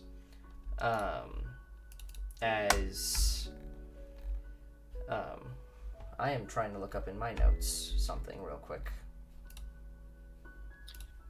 Alright, somebody help me wrap up this body. Come on. Did I was actually going to say that during did the this. bit get through that traveling on our own by horseback? I mean, it's still going to be 4 to 5 days Yeah. plus. Well, that's not really an option because the Festival of the Rise starts day after tomorrow. Yeah. I was gonna say that Leopold, at this point, he's just going to take a little bit of a step outside, kind of somewhat hurriedly. Okay. Help me wrap up this body. I'll help you, Lennon. Somebody, whee! I'll help you. You get messaged back, Rikus, a few minutes later. If you are able to find your way, back to the beacon that originally teleported you in, Cog Palent will be able to teleport you back. You'll have to radio in. I will give him my sending stone just for the time being. Understood, sir. Thank you. Yes. I hope to see you in a few hours.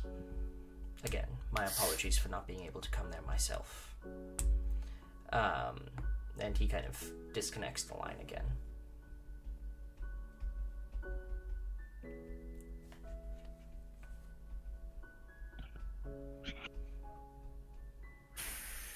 I look at the team and say, Entrati, it will not be necessary for you to give us a teleportation. If we make our way back to the beacon location just outside of camp, there are those in Rivedan that will be able to teleport us back. I look at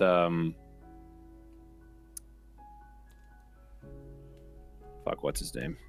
Why did I just blank on him? Finch, yes, Finch. I look back at Finch and say, thank you for your hospitality and for the lives of the men that you sent to aid us in this mission. Hopefully we will see you again. I hope to see you again here in the near future. I hope. There will be some of us who will be up at the Festival of the Rise. However, I doubt I will be there.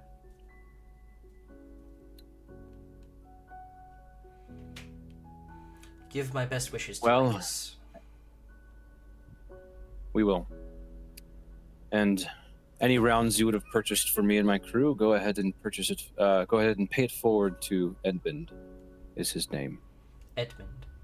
We will look forward to his arrival whenever that happens. It is not a rush.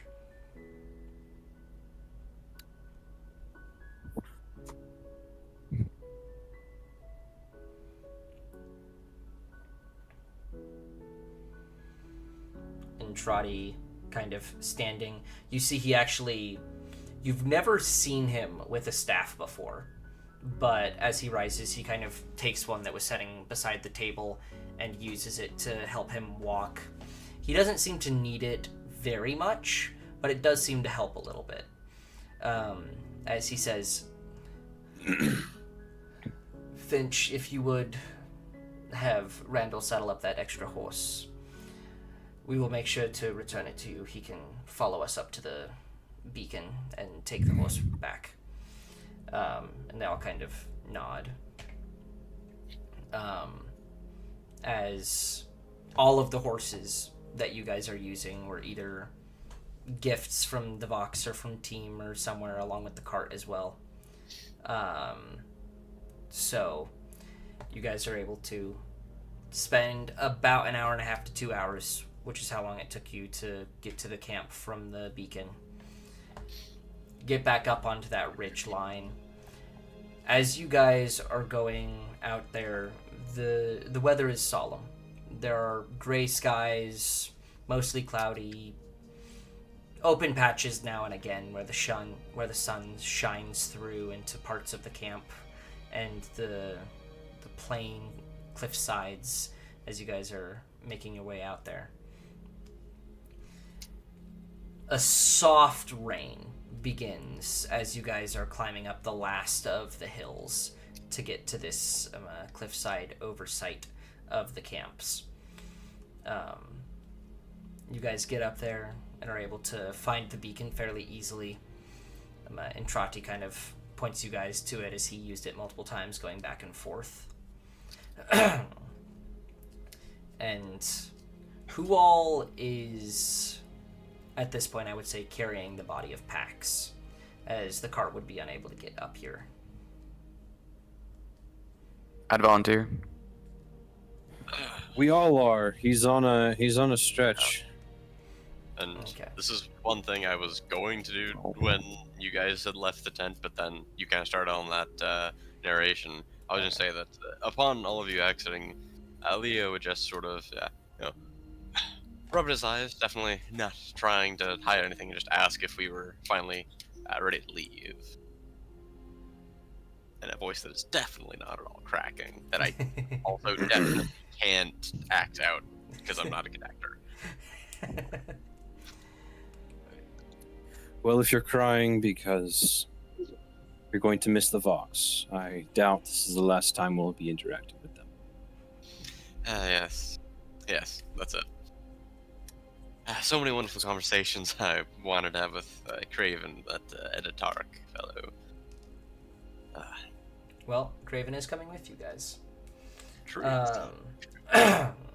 So, as you guys kind of all gather around the body of Pax, around this beacon, do you call in the teleport Rikus? Yep. And I am denoting the exact location because I remember the view upon the camp. Yep. So as you're denoting it, you hear the voice of Kargpalent, the gnome in the tower of the academy, kind of say, "All right, beaming you out in 5, 4, 3," and as he counts down, the few members of the Vox who followed you guys out kind of give a salute to you in the teleportation circle as you disappear, reappearing in Karg's tower in Revedan at one of the top towers of the Academy of Dusk.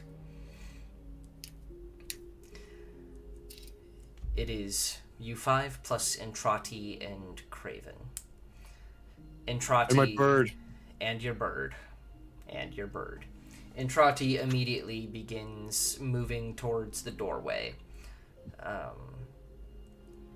It's completely silent, saying nothing, just to begin making his way down from that tower. We may as well follow along. Alright.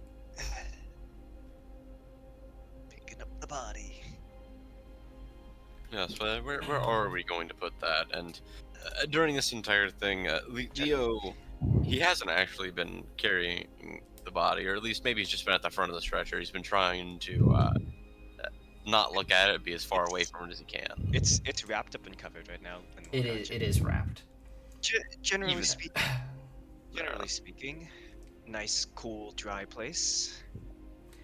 Will prevent will prevent decomposition. So Yes. I am also going to denote I did mess up. Karg is an Earth Genasi, not a gnome. It is the other professor I was thinking of, who was a gnome. Either way, as Stolius makes his way down the tower, you guys are swiftly met coming up the tower to meet you guys by Ernest Valkenton,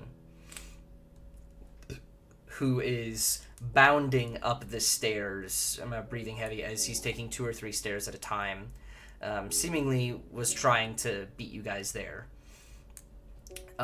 As he sees you guys and sees you carrying the stretcher, seeing an open spot to help carry it, he immediately gets underneath it and helps you guys carry it down. As you guys are carrying it down the stairs, he says, my sincerest apologies for not meeting you up at the top. We're going to be looking into what we can do for PAX. We're also going to be having a meeting this evening to discuss any findings we've had and to discuss what the Festival of the Rise is going to look like over this next week. It's not going to be too much of a festival for us. Lots of work to be done, lots of things to do. Thank you guys for what you did.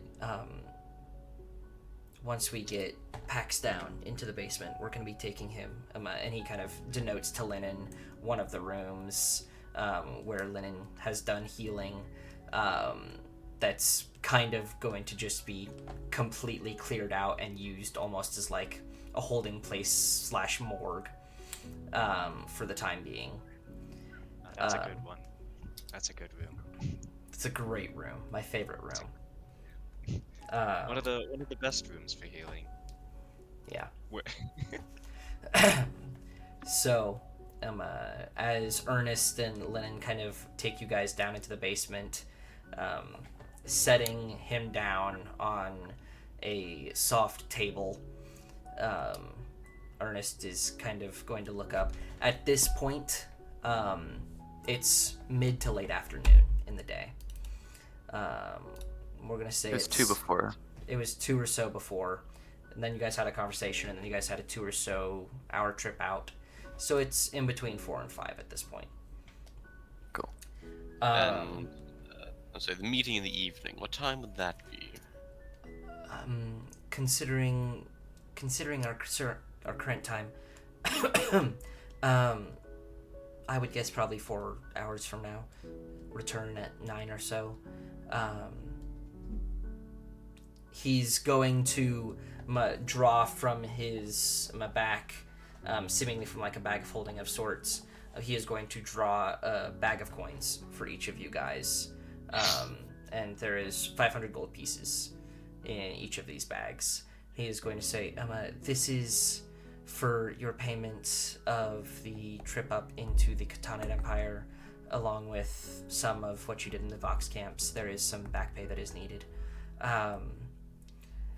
The Inexorables are currently very low on funds, so my apologies for that.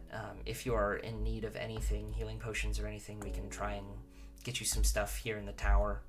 See if one of the professors has had his students brew some stuff up. Yeah, you have the night to yourself if you want to return to your homesteads, wash up, maybe take a little bit of a nap or something. I don't know. He's awkwardly like looking back at the wrapped corpse, just slowly denoting one piece of information at a time, just like how shriveled it is, how the spine seems to have collapsed on itself. Thank you, Ernest.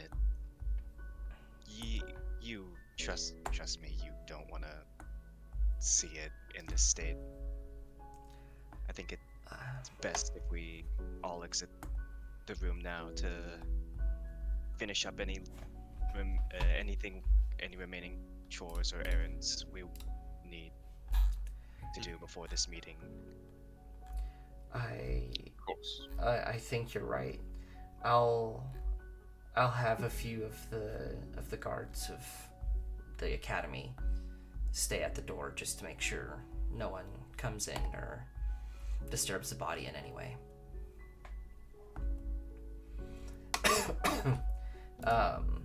Ernest kind of leaves the room with the rest of you guys finishing. And Ernest seems to take off across one of the central courtyards, going up to one of the other towers. So, you guys have the evening to yourself.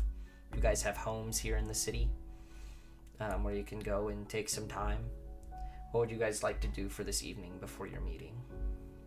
One question from me. Yes, Lennon. Who would have the third Bloodwell vial? Because I'm thinking of doing something with it. No one. I think No one. Is it still in Lennon's bag then? Can Lennon just have it to use for something? Sure. I mean, as long as the party is down with it. Yes. Also, question. waste the fucking vial. Gold that he got, the gold that we looted earlier, Wayne just took all of that and never told anybody, Yes. correct? He just nabbed that shit, didn't tell anybody. Was that 1,200 or 12,000? That was I wasn't 1,200. sure. 1,200. Okay. Yeah. As soon as Ernest ducks away and takes off scurrying, Lycus is that's not Lycus. Rykus, holy shit. That's the name that I did not expect to confuse with my own. Usually it's another one. Anyways, Rykus will set the bag of gold he just got, set it on the table, like kind of walk forward, set it on the table, open, and he's going to take off his right glove to show his hand. And I will note to the rest of the party, Rykus always wears his gloves. Yeah. You've never seen him without a glove. You've seen his bare hand for the first time. And it is just like, you've never seen more scars in your life kind of thing. Well, Sakir's seen it. Not in a long time, but very beaten up hand. Anyways, he takes out a very small dagger that he always keeps on himself. And he'll cut it. Quite a deep cut. And he will squeeze his fist over the bag of gold and just keep squeezing it until blood's no longer dripping from his hand, and coat as much of that bag of gold as possible in the blood from his hand. So, and afterwards he will take some just simple cloth bandaging, wrap it a little bit, and slide his glove back on. I'm right here, Vegas. Nope. I take it you have a reason to that?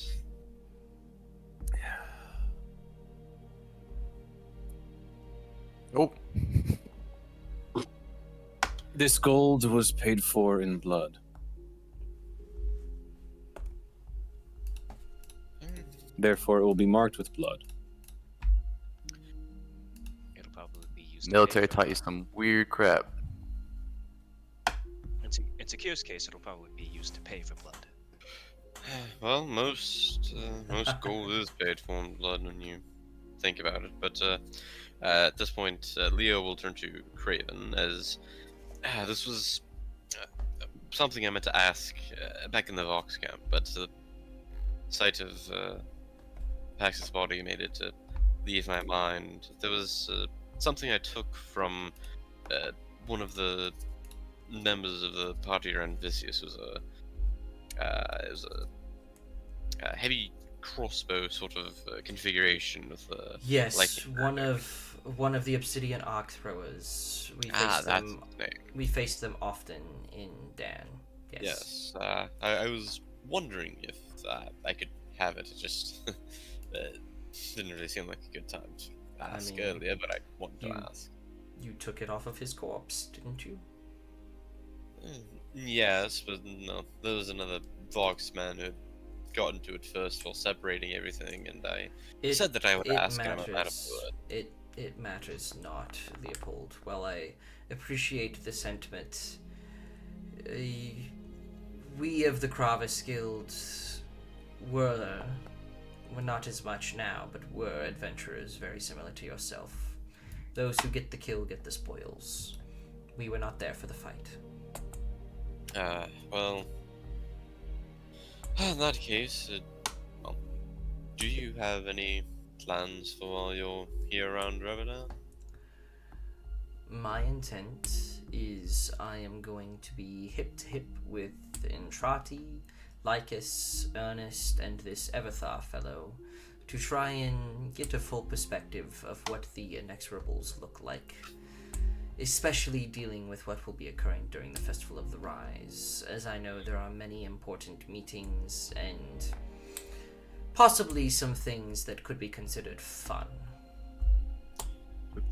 I think we've had enough fun. Yes, But, indeed. I was going to say that if you needed a place to stay, I do have quite the rooms, but I imagine it's a bit far from the academy, and so you might need a little bit closer lodging. I know they have plenty on campus. So. I was intending on staying in a tavern. If you are offering a room, I would be more than willing to accept, but I will not be a nuisance on yourself or any servants you would have, I would guess. Only one, and you kind of strokes chin. As long as you're polite, I think Yvonne would like you. Well, if that is the case, all I have is the pouch on my back, so I do not have much to carry with me. Yes, well, we can perhaps discuss accommodation after the meeting. Lycus might already have something planned for you. I don't know. But, Don't see yourself as a burden. Just wait till you see his estate. I shall look forward to it. I simply don't. You might like his gun range in the basement, though. Yes, I simply just didn't want to step on Lycus's toes, but for the time being, I think I will retire home. I could use the rest. All right. So, as you guys all kind of What are each of us doing? leave the academy, in short cliff notes, unless you guys want to have an RP situation, we're going to start with Zach. What are you going to be doing over the next 3 to 4 hours? Well, Lennon will kind of lock himself in once he gets back to the apartment. Kind of just lock himself in his room, not say anything to Sakir, and just do what he always does. He'll push everything out of his mind, cast comprehend languages on himself, and start getting to work on Varys' note. On Varys' note? Yep. Yep. That's going to be a big one. And at the same time, he's gonna start writing a letter back to his family in Kandura to see if he can to see if they have any information on. Let me see if I can have the name written down. To see Talk if they about have the fourth anything claw. on Lothrak. On Lothrak? And if there's okay. yeah, and to see if with their knowledge there is a way to salvage any bits of soul consumed, because Lennon's not too well versed in that aspect of healing. We'll discuss later on how that note will be getting to your family, as magical means would be the best, considering where they are and what a note taker would have to get through to get there. Yes. That's what the Rook Dial is for, my friend. Okay. So, with that said, Aiden, what is Leopold doing? Leopold is, as said, going to retire home for the evening. And correct me if I'm wrong, DM, was there a letter waiting for him when he got home? This time, yes, there is a letter. As you return in the door with Craven behind you, Yvonne kind of opens the door, nods to you, kind of introduces herself to Craven, who, in his absolute most politest manners, is introducing himself, taking his shoes off as he enters, trying to wipe off his cloak before he enters the house. Yvonne says, there was a return letter from Maurice. It seems quite short, but it is waiting for you on your nightstand. Thank you, Yvonne.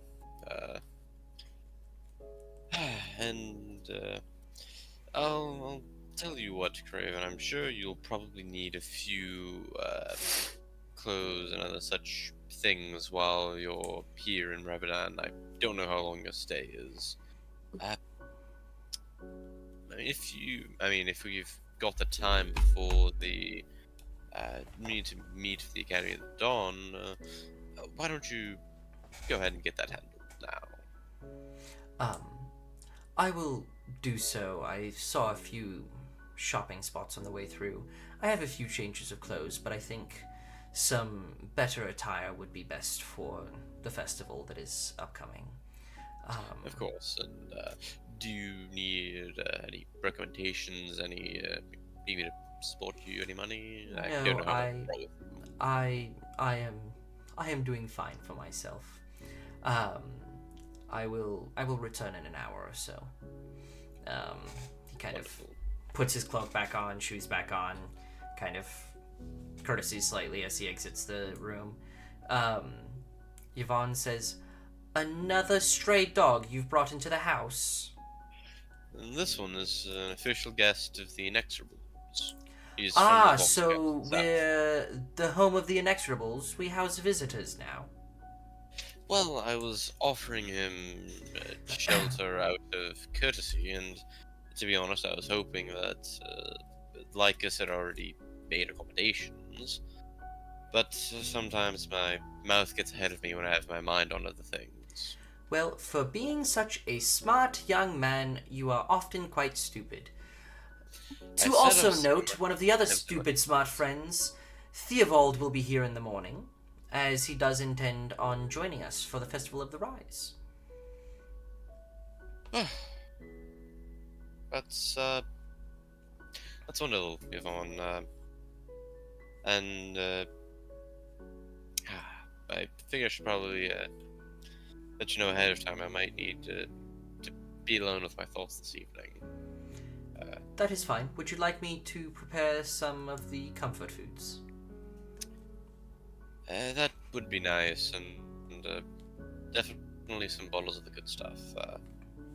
I have some things to think about. That is fair. One of the members of the Inexorables died. Nobody in the group I've been working with who came around here for lunch before we left, but someone who we had worked with. I'm so sorry, Leopold. And she kind of hugs you, and says, I will go back out into the markets and see if I can grab some last minute things before they close. You're welcome to stay here. I didn't know you were coming, but some bathwater has been prepared, as I assumed you'd be returning within the next few days. The heater can heat it up fairly swiftly. Hands you a glass. Just hands you a good. full ass bottle of whiskey. You're a gem, Yvonne. Yeah. And so she's gonna take off and leave you to your thoughts. Leo will go up to his room, read the letter, maybe pen up a response, maybe not, and then take a bath. And probably enough for his section. Okay. Um, Thomas, you're up. Yeah, so Rikus, first he'll head down to the stable near his little apartment He'll greet Baby, introduce Baby to her new friend, Oswald. And I will instruct Oswald to stay with Baby for the time being, but he is welcome to fly about as he sees fit throughout the night, as he is nocturnal. Oswald Just kind of to flies obviously- up into the rafters above and just kind of perches, closes his eyes, and up in the rafters with the dim lights, you can barely even see him up there. And he's going to exchange some of his gear and then head into his apartment. He's going to freshen up, take a little bit of time in the shower, kind of rinsing off, washing up. He's going to take his razor and do a quick trim, as he usually does. Tie his hair up, put on a clean, fresh set of clothes after the very long adventure. I say very long, it's only been a few days. But dressed in one of his nicer sets of leathers, still with his black overcoat. It's like a duster, but more shorter. It's not really a duster. It's more like just a black leather coat. It's what he likes to wear. And he's going to put on his service cap, which is kind of pointed. And Do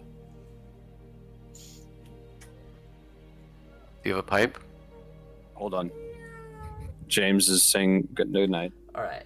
While he's doing that, Jade, Yes. what is Secure All right. doing this evening? Right before they leave, he's gonna run by the library and see is there anyone like who could help him find any books right away. Not right away. Not at this hour. All right. Could Secure find a book on the high clerics and druids of the highest clerics and druids nearby, like something that describes like a whole bunch of the higher power clerics and druids, something that outlines how resurrections and how that kind of stuff works, or something else that catches his eye that seems that it could be useful in research for Gendo's I benefit, will have. or Pax's benefit. I was gonna say They're Gendo. big What's guys. going on with Gendo, Gendo's bro? dead. Gendo's dead too. That's crazy. I didn't know that. And I'm big the guns. DM. I will have you roll me an investigation check. Okay. I had it all set up on D&D Beyond. No, on here where everyone can see it. Investigation. Normal. That was pretty good. Ooh. That was pretty good. So you are able to. And I look said in into 10 some things minutes, right? To be clear. In 10 minutes. Yeah, I think unless I didn't specify, then it's too late. But I thought I said like in just a short amount of time. You about said 10 in a minutes, short but- a short amount of time. I did not catch the 10 minutes. All right, a short amount of time. So Whatever very you want. short. You are able to find a couple names. They're mostly high priests or priestesses of temples in Revedan. Revedan is a fairly religious city, and in the I believe it is called the what is the sector of the city called? In the Silver Grove, which is the ring around the White Stone Towers. There's dozens of churches, parks, and groves where one could possibly find someone who could help. The primary churches are of the Concilium, which are the primary 12 deities who are worshipped in the Caladrian Empire. Those of Sylvanas, Bahamut, Saloon, the Wild Mother, the Raven Queen, Mistra, Gond, Tyr, Torm, Lu, Helm, and Ilmater. each of which have high bishops that are generally posted up in Revedan, if not the high priests and priestesses themselves that are either in Revedan or other major cities nearby. So I'm able to find one book on that? One book that notes that, along with that the parks and groves are kept by the Circle of Druids, which are the Circle of the Star, and they're the guardians of nature, known as the Druids of Saninon, which is the star that the collection of stars that was named after an old Galadrian hero, which is kind of where the city of Revedan was founded from. And there is one druid particularly known and titled as the Night Watcher, who is a part of this circle, who is known to be an exceptionally powerful archdruid. Okay. I wasn't intending on reading a ton of the book. I was more intending on just finding one and then taking it with me. Okay.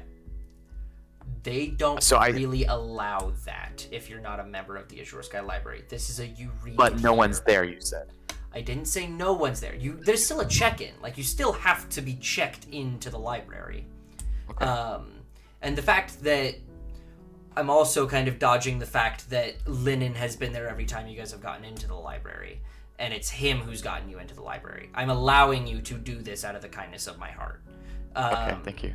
Because you kind of made the assumption that you could just get in. That's not really how this library works. Okay. And So, also, you've been kicked out of multiple of these libraries, so you're not the guy who they just let in, more than not. Especially. Is this an Azure? This is an Azure Sky Library that I'm going in?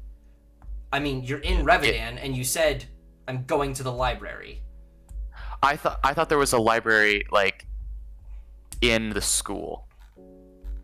Okay, That is the you library did of the school. not clarify that. Well, I said we were in the school, were we not? We had all this- left. Got it. If you want to go Well, into the the library of the school- school, that is also fine, and you will still be able to find most of this information.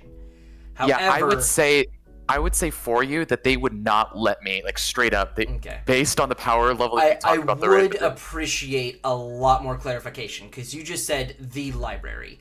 The library of Revedan is the Azure Sky Library. That is the only library we have ever discussed in this city. So if you're talking about trying to find books or things, specify in the school. I'm gonna go to a library. In the school. That is my bad. That might take me a bit longer, I would assume, right? That will take you a bit longer. Things are not That as is well fine. categorized. This will probably take you an hour or two. Now, these are books that you would probably be able to convince the person there to let you leave with. But still, at a preliminary glance, or the reading you can do throughout the rest of the evening before the meeting, you get this information. Along with that, you were looking for books on revivification and how that kind of works. You learn 3 primary points of information. 1, it's easier the sooner post-mortem. So the closer it is to death, the easier it is. Revivify, which is a lower level spell, costs less, is easiest because the soul has not spent time away from the body for an extended period of time. It also requires less of a sacrifice.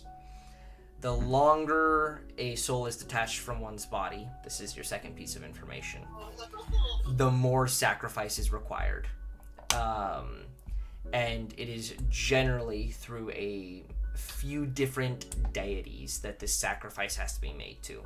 Generally, those sacrifices are either those of great monetary wealth or great personal value.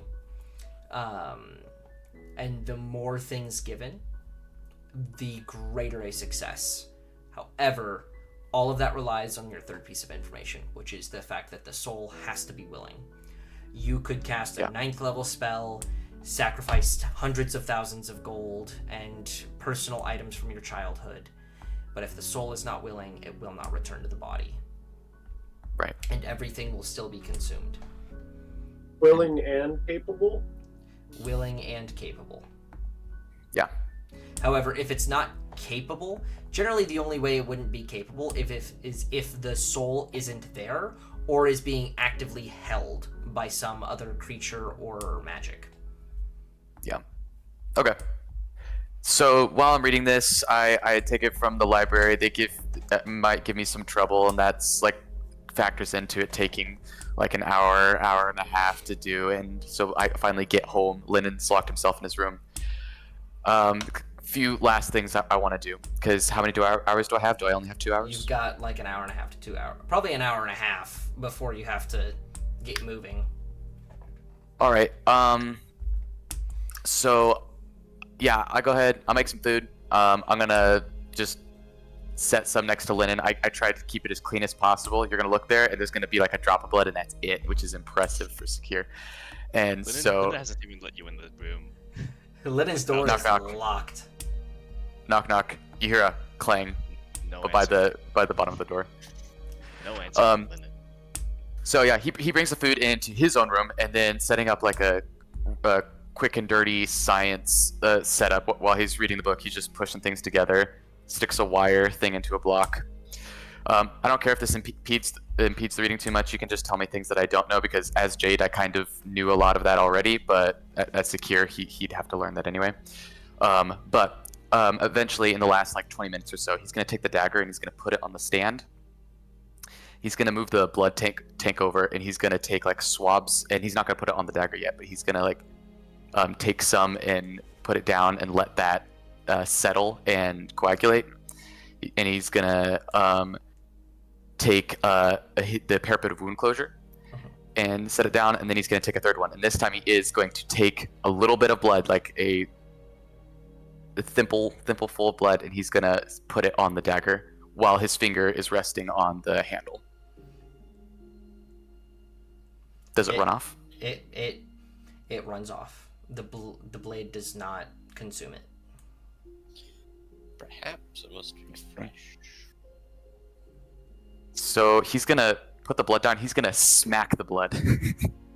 As you smack the blood, do you maintain a finger on the blade? Well, he takes the blade. Yeah, I take the blade and I hit the blood on the table. As you pick up the blade and smack it down, you note it is getting hot. To the point put it where on the table? within a few seconds you have to let it go. Got it. Okay. Interesting. So it's not absorbing any of the blood. So I think I have to attack something, which means the coagulation, like, I'm going to touch it anyway with the coagulated blood. I assume that doesn't, like, absorb it anyway. Yeah, and it continues to, like, radiate this heat, almost as if the blade itself is angry with you. Then, in that case, I'm going to, like, speak aloud and say, my intention is to get to know you. I will not give you any more of that blood, but I'm going to try to communicate with you. And if you please, cool down. And I'm going to slowly bring my hand towards it. If it doesn't cool down, I'm not gonna touch it. Language do you speak to it? Do I know that Celestial was needed? Yes, I'm going to say you do. Okay. Then I'll speak in Celestial. Okay. As you're saying that, it does begin to cool. Yeah, upon making contact, I say, so, you are sentient. Is there any knowledge you wish to impart upon me, or? The blade seems unable to speak to you. Heat up slightly for yes, and do not react for no. Okay. Vibrate once. So, Code. Okay. in touching the blade, it seems to me that you consume blood, just as I do. Yes? It does heat up just a little bit, and then cools Good. down. There's only certain bloods that you like, correct? It kind of heats up vehemently for a moment, and then cools down. I see. Is there a way that you can simply tell me everything that you would like to kill, or am I gonna have to run down a list? It remains cold. That's how I spend the rest of my time. So he gets out a piece of paper and just like, goblins. So I actually didn't need to know that one. I Yes, need to know I know. goblin. So the blade remains semi-cool.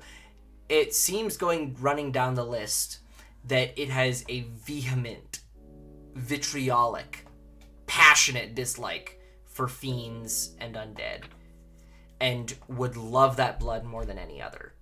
It will accept the blood of a living thing.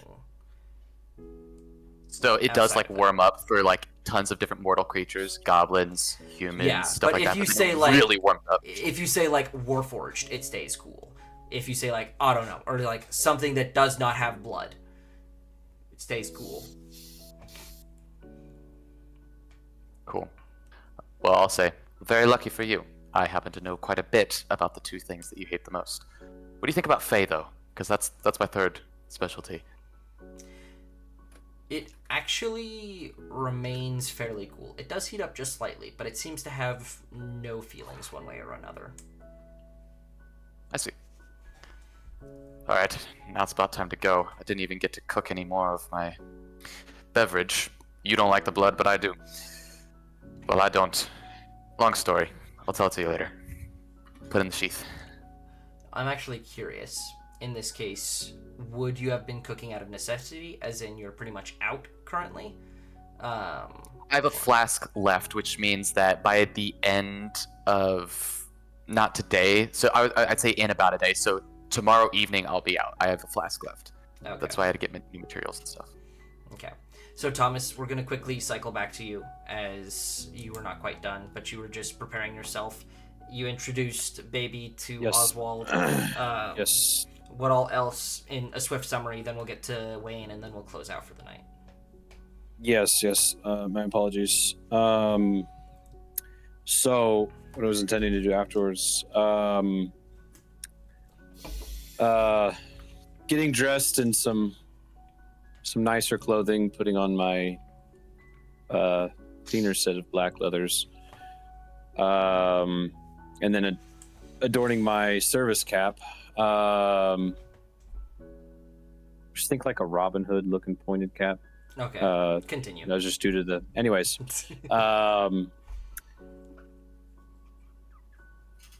I exit my apartment and immediately light my pipe, which is a pipe of remembrance, but I have not really used that feature. But I light my pipe and proceed to walk the streets very slowly. And I've been taking my time with most of all of this, so quite a bit of time has passed, and I decide to make my way towards the Lennoxdown Estates. Lennoxdown, however you want to pronounce it. And walking up, I knock on the door. Yvonne is not yet home. I was taking my time so she would answer the door. You were taking your time? Okay. You Like will I was have to taking my sweet ass time, Okay. like a few hours So you wait a couple hours. Okay. cleaning so out. As the door opens and Yvonne kind of notes who's at the door, she says, "Hello, Rikus. I'm assuming you're here to see Leopold." Taking my cap off, placing it on my placing it on my chest, I give a slight bow and say, "Yes, ma'am. Nights like these are best not spent alone." I wish to accompany. He did request to be left alone for this evening. However, I will at least allow you to knock on the door. She kind of looks over, and then she kind of walks over to the cabinet and pulls out a bottle of what seems to be some a fairly sweet but very, very, very thick alcoholic elvish wine. And she says, he may or may not have already finished the first bottle that is upstairs with him. as she hands it to you. Thank you, Yvonne. And with it, she hands a second little cup, a little glass, as there will not be a second one already up there. And she kind of closes the door and kind of leads you up to his room on the second floor. Seeing the other set of boots, who I obviously would know that is whose it is. The other set of boots, Craven's boots set at the door. I will take a moment to sit down and unlace my boots, as I tend to track in a lot of mud. And then proceed up the stairs with Yvonne. So. Okay. So, Leopold, I'm under the assumption at this point you probably picked up the note from your brother, kind of read it, perhaps began writing a response. I'll let you go through what kind of your mental process has been over the last 2.5 hours. Not gonna lie, I thought we were going to get to this scene a little bit differently, but I'll take it where we can get it. I imagine Leopold probably has at least a small fireplace in his room, considering there's no central heating these days. So when you hear the knock on the door, Leopold will just ask, Yvonne? Or is that Craven?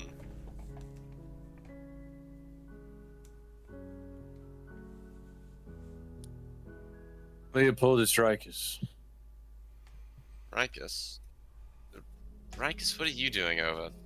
And I'm honestly surprised Yvonne let you in. You didn't break in, did you? You know I wouldn't do that to poor Yvonne. She would probably kill me. That she would, but, well, I suppose you came all this way. Come in. Well, I opened the door. Well, you see... I see I didn't have to lockpick this door, so there's that. Yeah. You see Leopold sitting at a chair in front of a fireplace that is mostly burned down to embers, just about like only a little part of a log left in there. He doesn't get up at all. He addresses you, and you do notice a wine bottle on the floor next to his chair. You'll have to forgive me. You'll need to either bring my chair from my desk or sit on the floor. I wasn't exactly expecting a guest. I'll grab the chair from his desk, kind of slump it over. Then I will grab a log from the stack near the fireplace and toss a couple in. Place the bottle down on the Yes, I don't. This would probably either be a rug or a hardwood floor. Yeah. But floor between our chairs. Yeah. Yeah, I'll uncork and fill up. Grab your glass, fill up yours, fill up mine, and set the bottle down between us. And can I say, it seems I have some catching up to do to you. And I will take a swig, and then I will look at you, Leopold, directly in the eyes, and say, Leopold. He's looking at the fire. He's not really. Okay. Well, I'm looking directly at you after pouring the glass for you, and he's definitely trying to get a little bit into his cups. Oh yeah, obviously. But he'll look directly at you and say,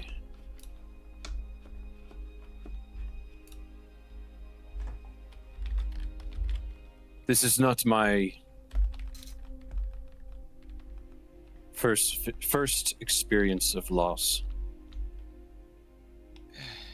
One of this magnitude is a different story. The importance that Pax played. However, the reason for my visit, as I told Yvonne, A night like this is best not spent alone. And so I will accompany you. Well, beg to disagree, but I suppose you're probably more well-versed in the subject than I am. You will take another drain from his glass, and you see he's already maybe like halfway through with it. Yeah. He continues to stare into the fire for a little bit, just listening to it crack and pop. Before he will turn around and look Rikus in the eyes.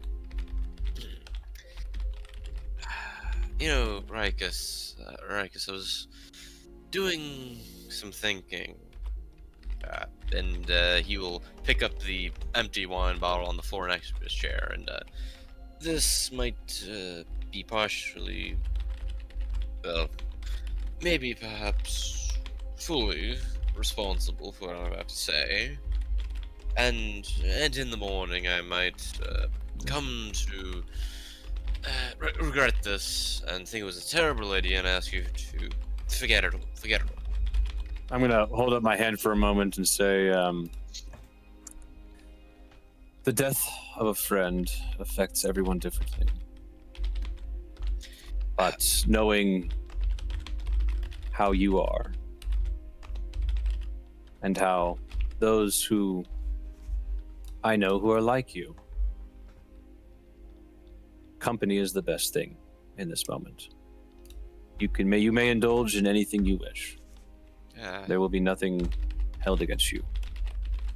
Well, like I said earlier, not exactly used to having much company at a time like this. No, not really used to situations like this at all, but thinking about that reminds me of my family, and that's going to make this whole night even worse. But what I had started to say, is that kind of looks away, trying to think of how to raise it. Look, I understand independence. I worked as a solo operator for a while, and we all did, each individual members. But now we're part of an organization, an institution. I think we need more structure with how we operate, more defined roles. Do you kind of get what I'm saying?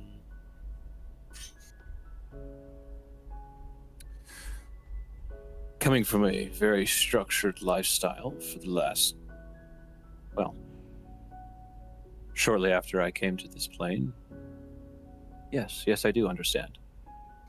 Yeah, so you can kind of get what I'm saying then. Because how we've operated and all, it's been a sort of unofficial, ad hoc, you might say. But you made a comment earlier saying how we didn't have an official leader, and it kind of struck a chord with me. I think we need one. Someone who, at the end of the day, no matter how much we might disagree with the decision, no matter how much we might think they're doing the wrong thing, we listen to them and we go along with them. Because there was the whole battle thing with the Centaurs and with Gendo. And you, Rikus, you did great commanding us there. It was a bit of a close shave, but we won it in the end. But then, at the Longwood Estate, I tried to take charge, and it was my plan with the explosives. It was my plan to get us all on that roof. It was my plan to break in through the windows. And look where it got us. We all almost died more times than I could count. Both the stone sites with us nearly died. Linen nearly died. Zakia nearly died. And Pax did die, and I don't think he's coming back. And that's not even to mention all of the stone sides and all of the other Vox who are outside. That's another 50 people on my head. And we couldn't even get the last of those hounds. All of those failures. They're on me. Taking a drink of his wine.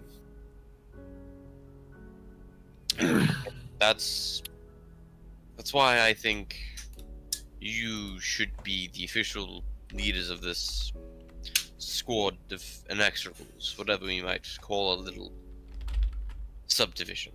Because I don't want any blood on my hands if I make a bad plan the next time. I can't do this. Couldn't leave my house, can't do this. Leo,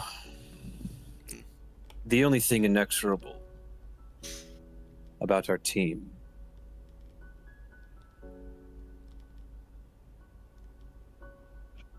is our dastardly way of making every single situation as complicated as possible.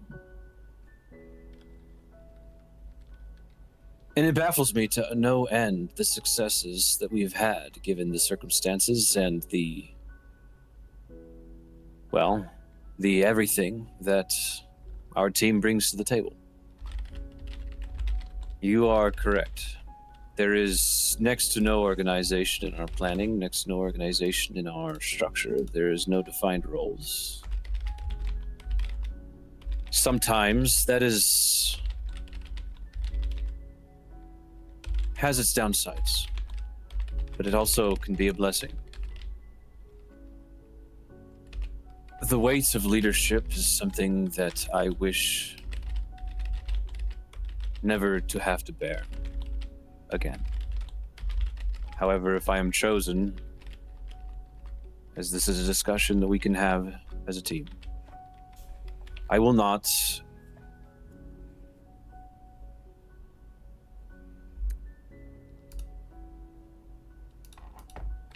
refuse the role if it is decided best for the team.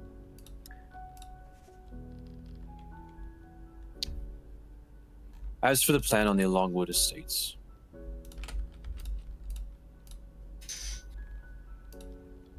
I think that no amount of planning, strategizing,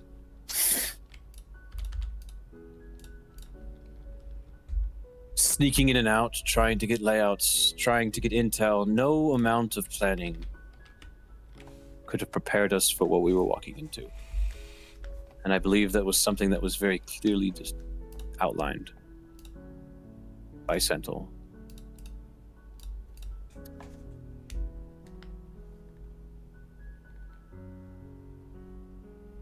The use of explosives and anything else that you feel that you may have contributed to the plan that led to the outcome we have before us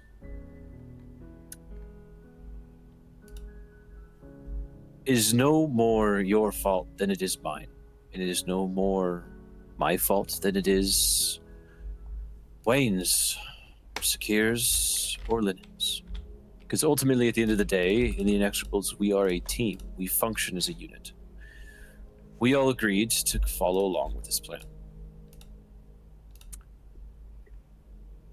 The Stone Sides, as well as the Vox, all agreed to what the plan would be. Everyone had their roles. Each team had their designated operation. And it was determined the evening before that the primary goal of this raid was to rescue Entrati. The elimination of the encampment, as well as the death of Vicious, were all secondary. And Pax knew that. But Pax also knew that he was the only one with the strength to be able to stand up to someone like Vicious. If he had not sacrificed himself, we would have all been entrapped within that room, with a being far surpassing anything we could ever imagine. Anything that we have faced thus far doesn't even compare. The fact that any of us were even able to scratch him is a surprise.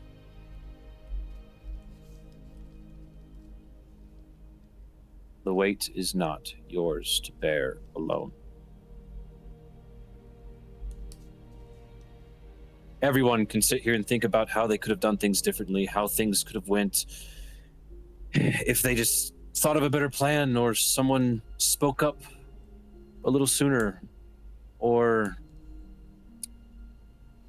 if we just had a little bit more time. We had none of those things.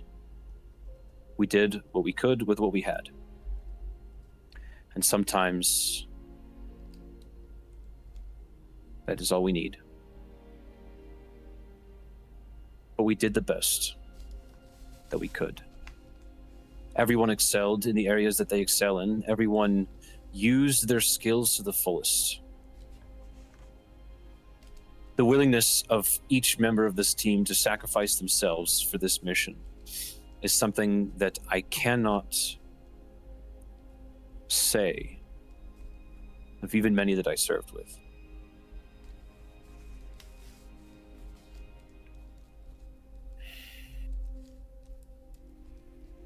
Courage is not a word that could best describe what I saw in every single one of you is in my team. Those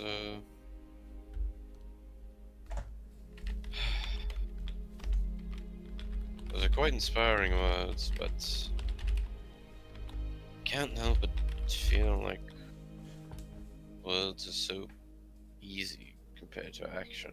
And look at where actions got us.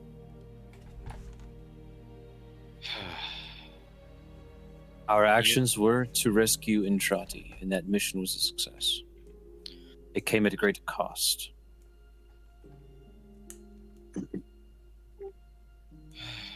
The only one with a horn to call off the mission was me, and I realized that.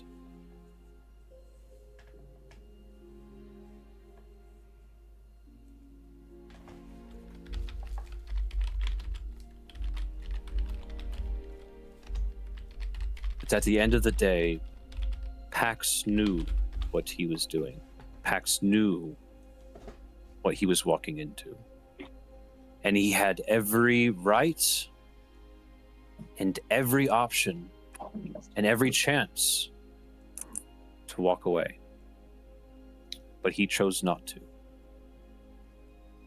In fact, he refused to. I still just...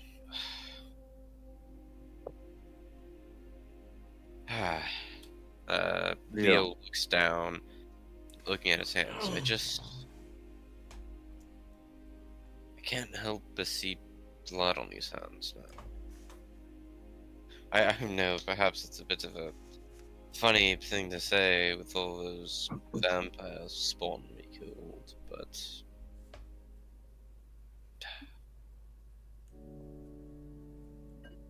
this is different. This is...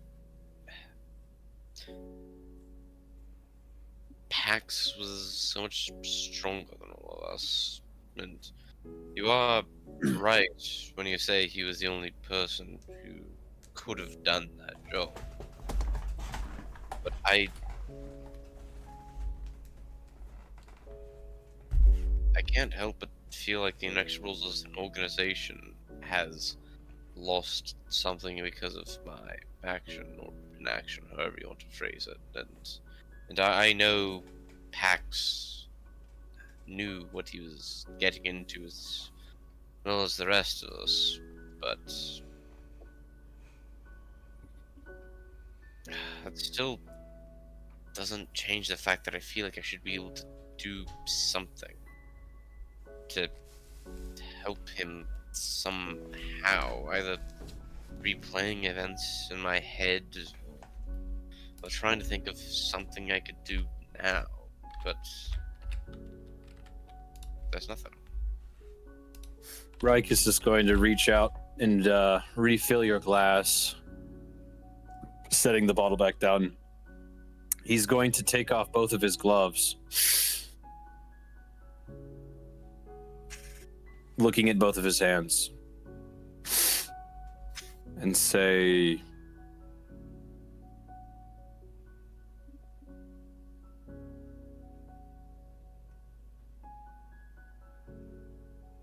the blood will never come off your hands. Even if you lose those hands, the blood will remain. And he looks at his hands and clasps it.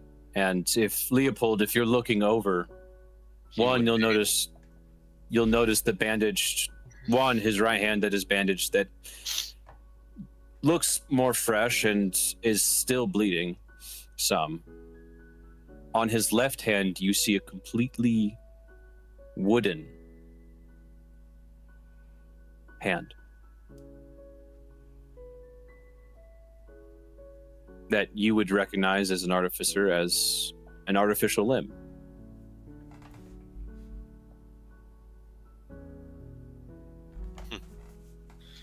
These hands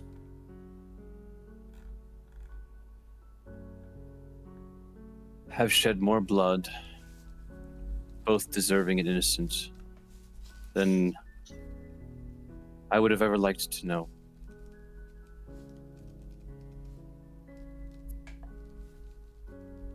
After the war, there were so many things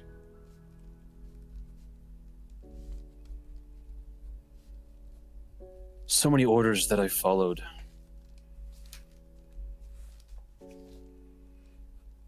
All with a self-righteous sense of justice and law.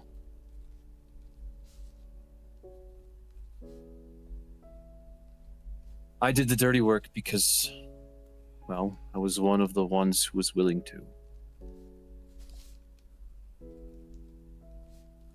That blood will never go away. And there's nothing I can say that will make you feel better about seeing that blood on your hands. But moving forward, that blood will stain you as a reminder of how you can move forward, how you can do better, how you can improve your skills, how you can bring more towards your team.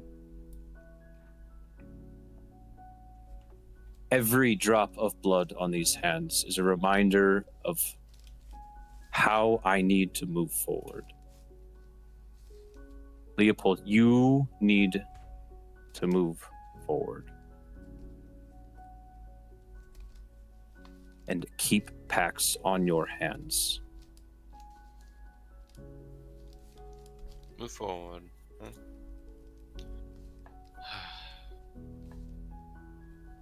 Tell me what. Leo will take his glass. Take a drink. Let's say we finish off this bottle. Go to that meeting, and I can move forward tomorrow morning. Let's. And he'll raise his glass for a cling. You'll notice he hasn't even drank even close to half of it. He's only taken a couple sips thus far, but he'll clasp, he'll cling your glass and down the whole thing and hold out for a refill with you. And I think Leopold and I will move on from our bit as we've taken up some time. We're gonna go ahead and end the session here. Sorry, Wayne. We will begin next session with you. That way you do get your portion of time and not give you like 2 minutes from right now. Unless you want to take some time. Because I can tell you're exhausted. Jade needs to leave. I'm tired. That was a great RP scene though. So we'll begin next session with Wayne as he visits back, likely with some of his people. Maybe. I don't know. We'll see in the next session.